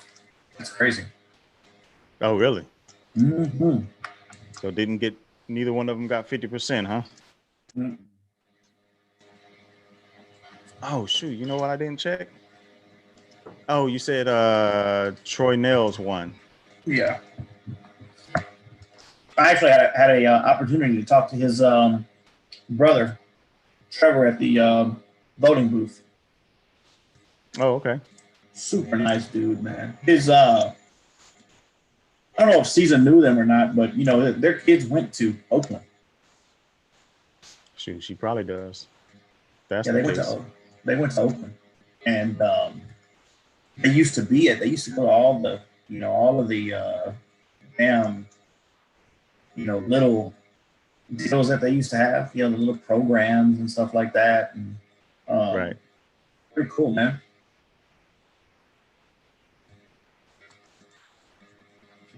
Dang. See, I definitely wanted Shree to win, but I ain't mad at Nels.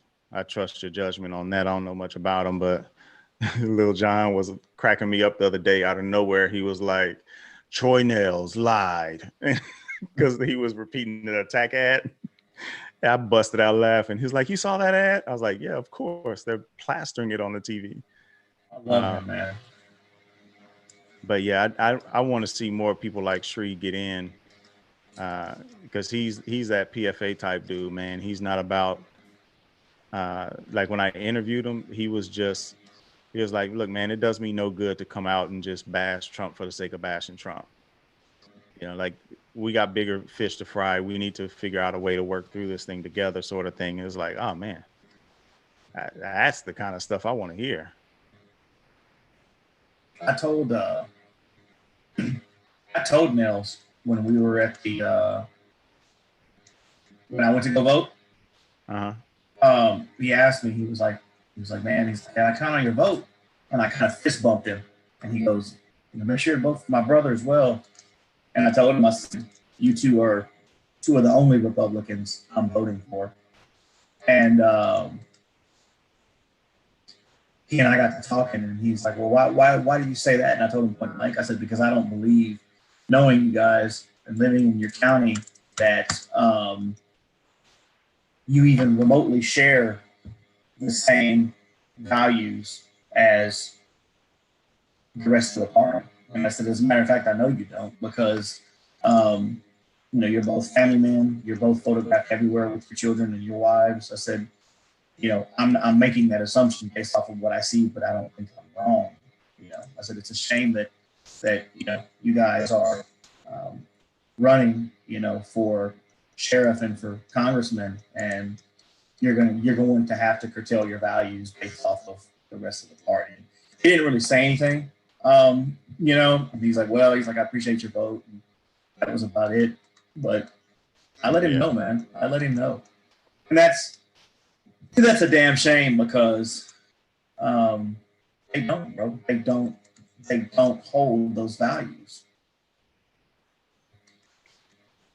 Yeah, I can hear that.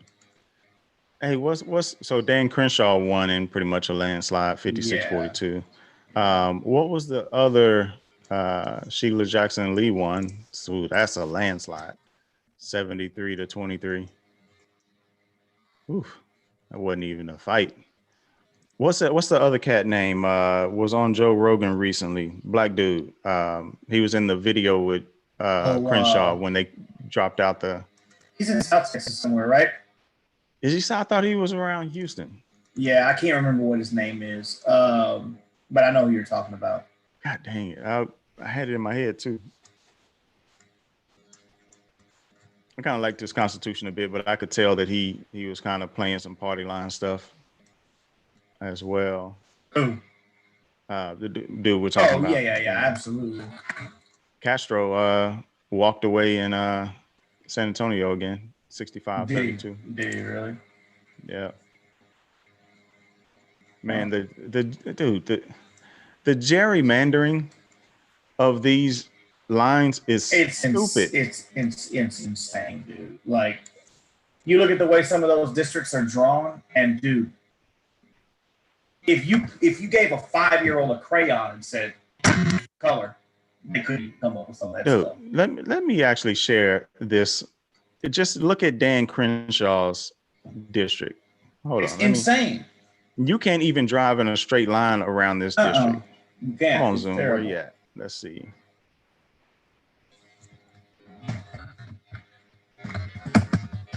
Zoom don't want to play fair. Let's see. It's not responding. But anyway, this thing, man, looks like a dang near like a horseshoe. Oh. It's stupid. I looked at it one day and I was like, man, what the hell is this?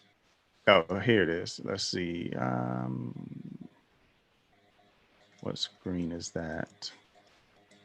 This one.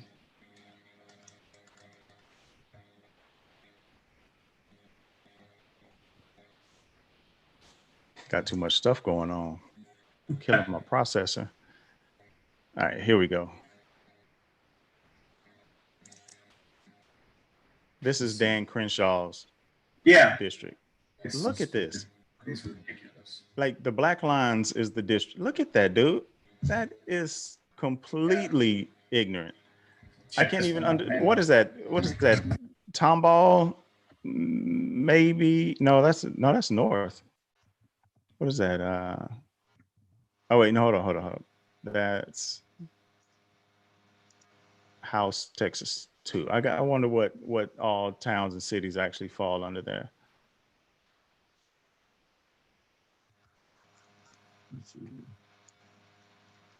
They don't really give. It is falling under Harris County though. So look, dude, that kind of stuff right there that's the kind of stuff that just make me angry about the way this stuff is set up. Go look at check this out. I found it. Now that you're in that, look at this is the one I wanted right here. Look at Texas U.S. District 14. Oh shoot, Nevada's coming in, bro. Nevada's 51-46 Biden, Yeah, yeah, 74% reporting. yeah.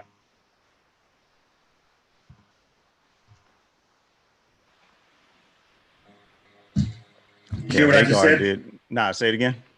Look at go look at the Randy Weber's district down in or not Yeah, I Randy just Weber. saw that. In Texas 14. Let me see. I know I just saw Weber around here somewhere. Let's see. It's Here. 10, 17. I'll show you. Check this out. There it is. Oh, never mind. Yeah, right here. No, Dude. dog. It runs all the way up here, down. Look, stop sharing yours real quick. Check out this map I have.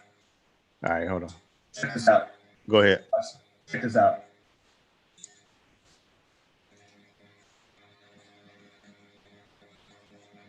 That's it. Come on, man. I ain't even see the part on the right. Look at these, bro. Look at that. That's Al Green's district.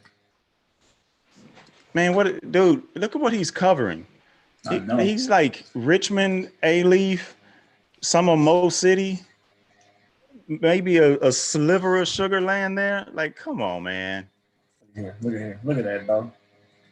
Look at that. Come on. Stafford. He goes completely around a certain part of Sugar Land. Yeah, yeah. Look at You this. know which part that one is, too. Oh, my God. Look at that. Come on, like you barely even connecting the dots right there. What's that? Right there on 6. Shoot, that's over here by me. This dude, this is all the way Webster, all the way up to Mo City, all the way to Katy, all the way back around Mrs. Wharton. Hey, but Katy, except look at for look Katy at High School, because look at this. Yeah, I saw that one. Hey, if you can get to the next one, let's see if they show you the one in San Antonio. That's ridiculous. Dude, those San Antonio down to what? Laredo? Oh my God, dude. Those are like two completely different areas. Similar, but different. Jesus Christ. Like a dragon. This is why this is why I told people in 16 they didn't pay attention to how much that gerrymandering mattered. Look at Ted Poe's district, dog. And you can't tell me that they are no, not. Ain't no black folks in there. Look at that. Damn. That looked like a bad haircut. Oh, he got Humble, Kingwood, Spring, North Houston, up over to Clay Road. He was like, man, I don't want he started to come over there to the 3rd, 4th, 5th ward, but then he just kind of he stopped short. Yeah, look at this one, dog. Yeah, see, this is the kind of stuff, man. Like the gerrymandering of all the political gamesmanship, that was hilarious. The gerrymandering is probably the one that makes me the most angry. Here, you want me to stop the sharing? Yeah, stop it. Yeah, the gerrymandering is probably the one that makes me the most angry because of how far they go to exclude or include certain people. Like they want as much of a white county as possible or as much as of a black county as possible. Like it's crazy. Oh, dude. Georgia is within 2.5% for Biden. I'm telling you, dog. Man, is that going to get called tonight? They said tomorrow because I think they got the votes to mail-in and stuff to do as well. Yeah, dude. What did we say earlier? Georgia was what, 5 or 7 away? Yeah. Dude, he is 118,000 votes away. So he just chipped out. He just got 140,000 basically because he was 250 down. And that's 91%. Dude, if he flipped Georgia, like just can't. It's over.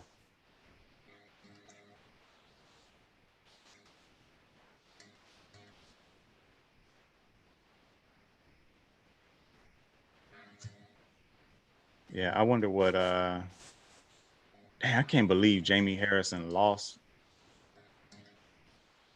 If you just go by what ABC News has called, and we're on the conservative side tonight, Biden's win probability would go from 69 to 85 based on the Northeast 2 being called. That one electoral vote makes a huge difference.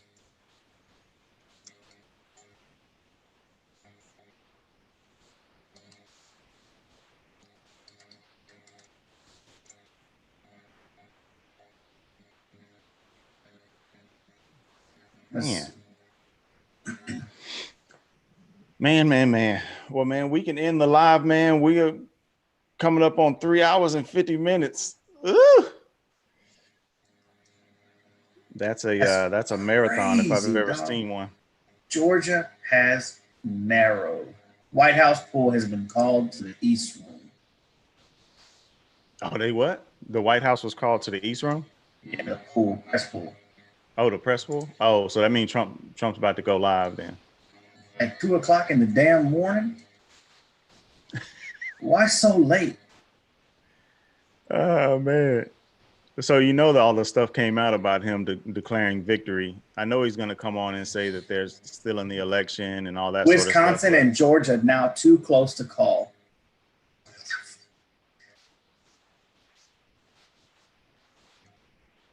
And here we thought we would be able to wake up with a new POTUS. Nope. Everybody's sharing that meme talking about Tuesday, what they say, Sunday, I'm changing my clock. Tuesday, I'm changing my president. Dakota, you got to wait. North Dakota legislator candidate who died from COVID-19 wins election.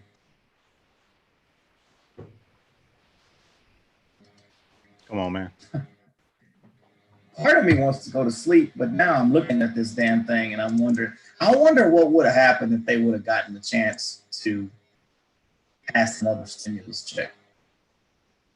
If they would have given out another several $1,000s, what do you think would have happened? Would it have mattered? I don't think so. I don't think it would have. Check this out. This is 4 minutes ago. Trump is up by 700,000 votes in Pennsylvania. Biden has to win the remaining vote by 2-1. That's going to be tough. There were about 700,000 vote total in Philadelphia in 2016. Trump has almost met the number of votes received, and only 46% of that vote has been counted. In addition, only 68 total. Shoot. Yeah. Go ahead. Let's see. He took Pennsylvania last year, right? Last election. Republicans desperately needed Arizona, which Fox called for Biden. So they now are saying hold off on the count and the ballots. Trump's going to declare victory as so many ballots. Yep, that's exactly what's going to happen. Oh, shoot. He won Pennsylvania last year by 44,000 votes. 44,000 votes. Jesus.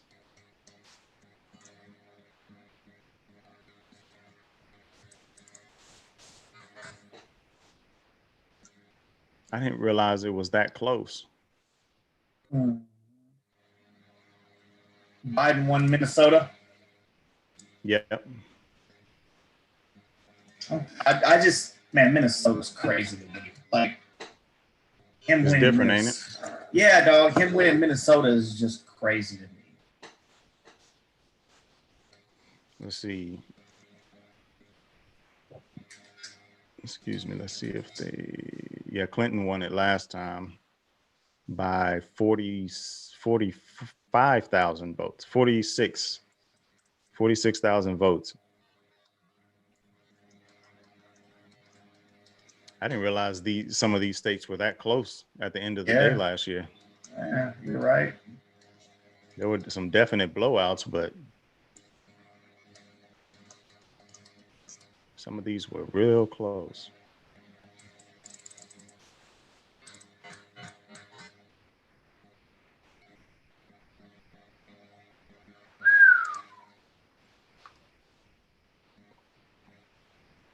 Damn, that's crazy. See, this is what I don't understand though. They said that they stopped counting, but votes are still coming in. I think their asses are over there messing around and counting tonight. They're getting it in. You mean like recounting? No, Like- I think they're counting votes tonight over there in Georgia. Oh, yeah. Yeah, they're probably pulling an all-nighter. So Wayne came in. Wayne Frazier, he said, "You think it'd be a 269 tie?" No, I don't think so because of that Nebraska that one vote. Yeah, that one Yeah. vote won't allow. that one that Biden just pulled out. I know you need to put some more baking powder in the muffin next time you do them, Wayne Frazier. Why y'all in that man recipe mix, man? I love messing with Wayne, man. Wayne's good people. I Real good people. ain't got nothing but love for Cooper, man. He is that's as solid as they come right there, man. That dude says more powder. Yeah, he be reminding me so much of Cleachon, man. But it's gonna be interesting to see what happens in the morning. I mean, I got stuff I gotta do in the morning, so I just can't believe that one little old vote matters that much, man. I think that's something. Yeah, man. That one vote being that big. Wayne say, "I need you to stop hating." LOL. Big Wayne. You see my new trophy on the wall back there behind me, John? Lauren's softball bat up there. Oh, is that broken? Yeah, she snapped it. She hit a ball and that thing came loose. Wow. No, you was over there like, "That's my girl." I know you played it cool though, but I know inside. Now I was like, I gotta go spend another $500. Hey, but that's 1.5 that you want to spend though. Man. Yeah, we're gonna see what happens. Oh yeah, Nevada flowing in now. Yeah, They're at it's 75% now. It's over with. Yeah, Biden's up 5. I wouldn't be surprised if they called Nevada for Biden within the next 30 minutes or so. I mean, it was holding out for so long before it reported. And Trump was 75% to 25 for the longest. And now that they're flowing in, that thing is just completely flipped 50 to 47. With and there, see, it just refreshed again. It's 78% reporting. So yeah, it's flowing now. Arizona's pretty much stopped at 80%. They must have some mail-in. Biden's still up by 6. Actually, let me check. Let me check some of my Arizona peeps on Twitter. I'm sure they're talking about the election.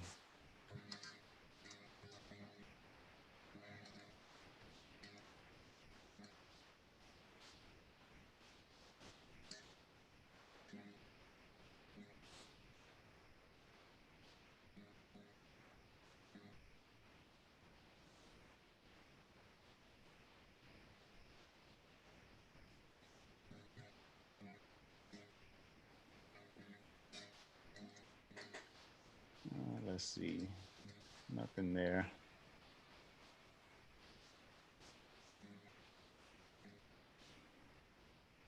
I know one of the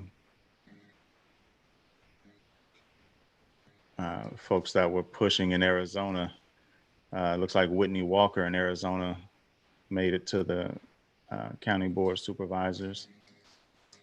Jevin Hodge looks like he made it as well to the county board of supervisors.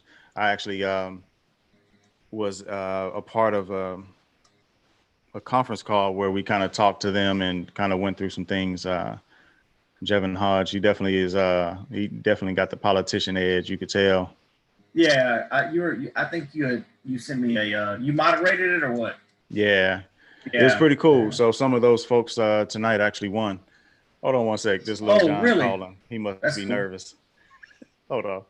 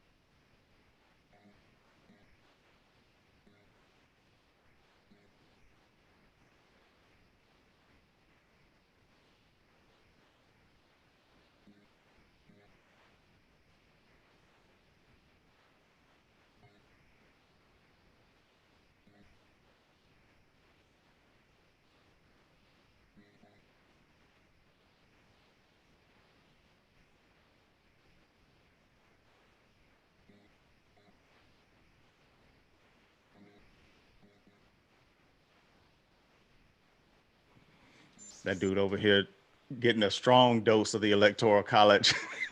Is he? Dude, he nervous. Yeah, because we told him, was like, hey, you know, in the next day or so, y'all need to be careful about where y'all go and what y'all do. Because there could be some shenanigans out there. So this dude's all scared and worried, like, oh, what if Trump wins? Oh my God, Trump won Texas. That now makes me scared. I'm like, dude, nah, Texas been red, man. Just relax. This the Electoral College. I'll break it down for you over the week so you can understand. But he's sitting here looking at numbers and he's like, nobody in Hawaii voted for Trump. I'm like, hold on, they're not reporting fully yet, but it's all blue. Like he does, this is his first time really like even paying attention to an election. So last election he was live with me, but you know, he was 12. I was just talking to him about like how the Electoral College is set up and how many electorates, excuse me, over here sound like Trump, how many electorates you get per state and the senators and all that. And, you know, he wanted to move to Canada because of Trump. All this. I'm like, dude, chill out. You'll be all right. And so now because we told them we want them to, you know, just kind of be aware, chill out, you know, don't be going out, hanging out, you know, the next couple of days because folks may be acting a fool. He's all nervous and scared looking at these numbers. So I got to have a governmental class with him over the next couple of days to break this down for him so he understands. Yeah, me and Lauren got into we started debating the other night, and she was asking me about issues and telling me about some of the things that she was interested in that she wanted to learn about. And, you know, there's some cool things, man, that I didn't really think of. And, you know, it just is really neat, man, when you can have those conversations with your kids and start, you know, debating those things, man. And yep, really awesome, man. Really awesome to do. Something that I had never really done with her, but she's starting to, you know, really come around, man. And dude, I think it's super cool. So, you know, Colton is kind of already there, like the way he kind of processes and sees things. You know, it's funny because when you tell them things like I've argued like Roe v. Wade with them and stuff like that. With make Lauren. them take a position. I make them take a position, but nice. But they make you realize in principle just how ridiculous it is that the government should have any regulation over a woman's body. You know what I'm saying? And when you hear them talk about it, who at their age right now, they have no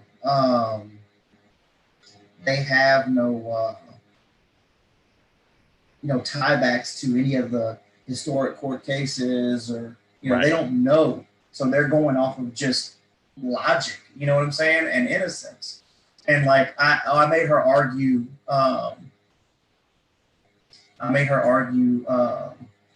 same-sex marriage. And I said, well, I don't understand. I said, you know, do you believe that same-sex couples have the right to adopt and raise a kid?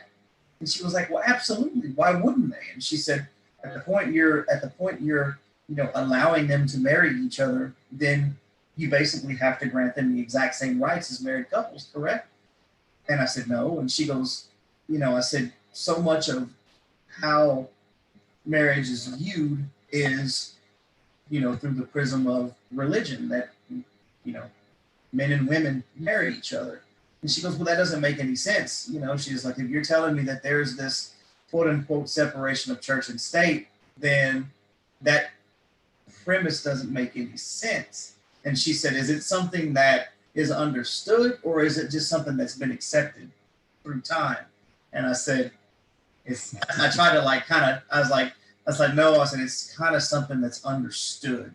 And she kind of thought about it for a minute, and she goes, let me ask you this. She said, can you prove that gay couples who adopt kids are pushing the narrative that they want their kids to be gay? Or can you only go off of the assumption that they want to do that? And I was like, damn. So she took the position that was in, and I told her, I was like, well, you're just going off of the assumption. And she goes, well, it's the same thing. Like, she knows what toxic masculinity is. And she goes, well, it's the same thing that, you know, if you try to push your children too hard, how do you know that you don't turn them off and they become homosexual just because they don't want to deal with or agree with the you know, perceived agreement that and I was like, I had no argument for it. And I was like, I don't have an argument for it, you know? And so she and I sat there talking about it the other night, dude, and she was supposed to sit in here tonight with me and listen to all of this, but she ended up falling asleep. She's been going nonstop, dude. Her schedule's grueling right now, man. Like, yeah, I can't believe Lil Jon is still up at 1 a.m. And he's like wired. I can hear his mom in the background. He's like, I'm just checking the results. This dude. But yeah, man, I used to have those conversations with Alex a ton, man. And I started noticing when she started getting political, because she started bringing current events to me and asking me about, you know, certain things, or she had an opinion about something. And I'll be like, all right, well, why? And I would do the same thing, like push her to like take a stance and play a hard devil's advocate for it. Like, I play the position of the right or the left or anything, but she's very much so. She's very libertarian, very libertarian, like just in her stance of like, government, get out my way. Taxation is theft. Like, a lot of them are. She said that before I even brought anything up. Like, she saw that first check.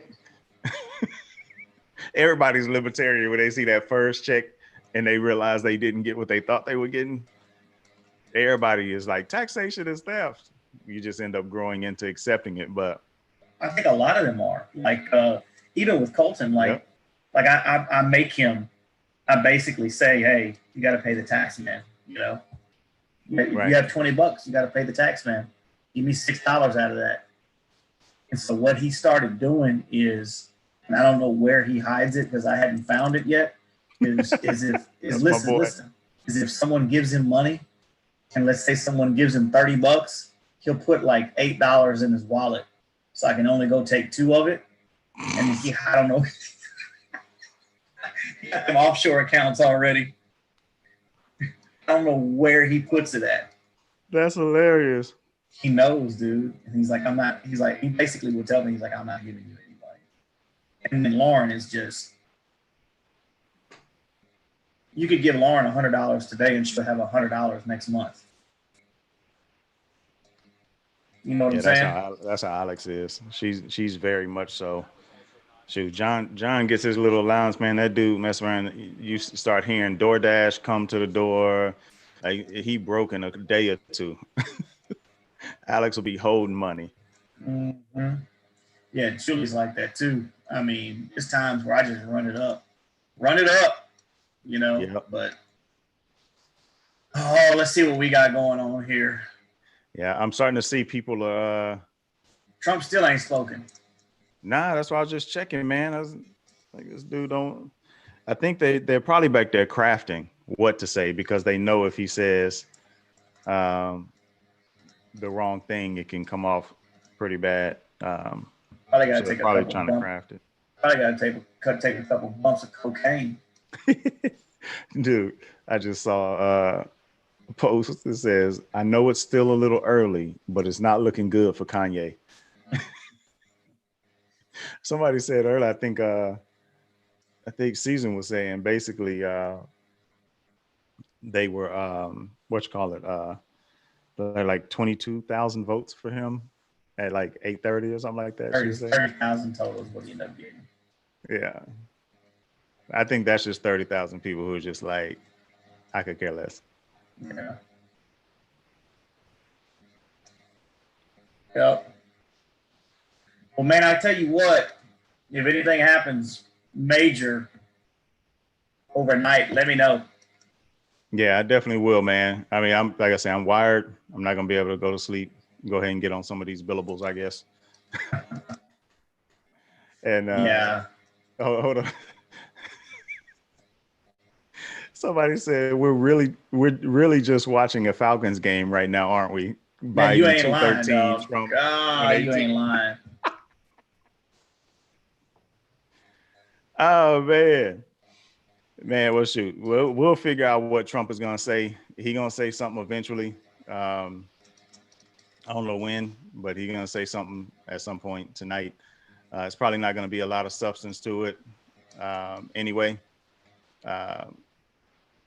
So, oh shoot, I just realized the audio feed cut off at 3 hours.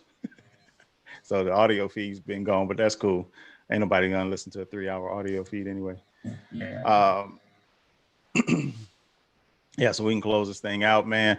Anybody who came in tonight, man, appreciate you coming and joining us. Wayne, Andre, saw you guys in the chat. Thank you for jumping in.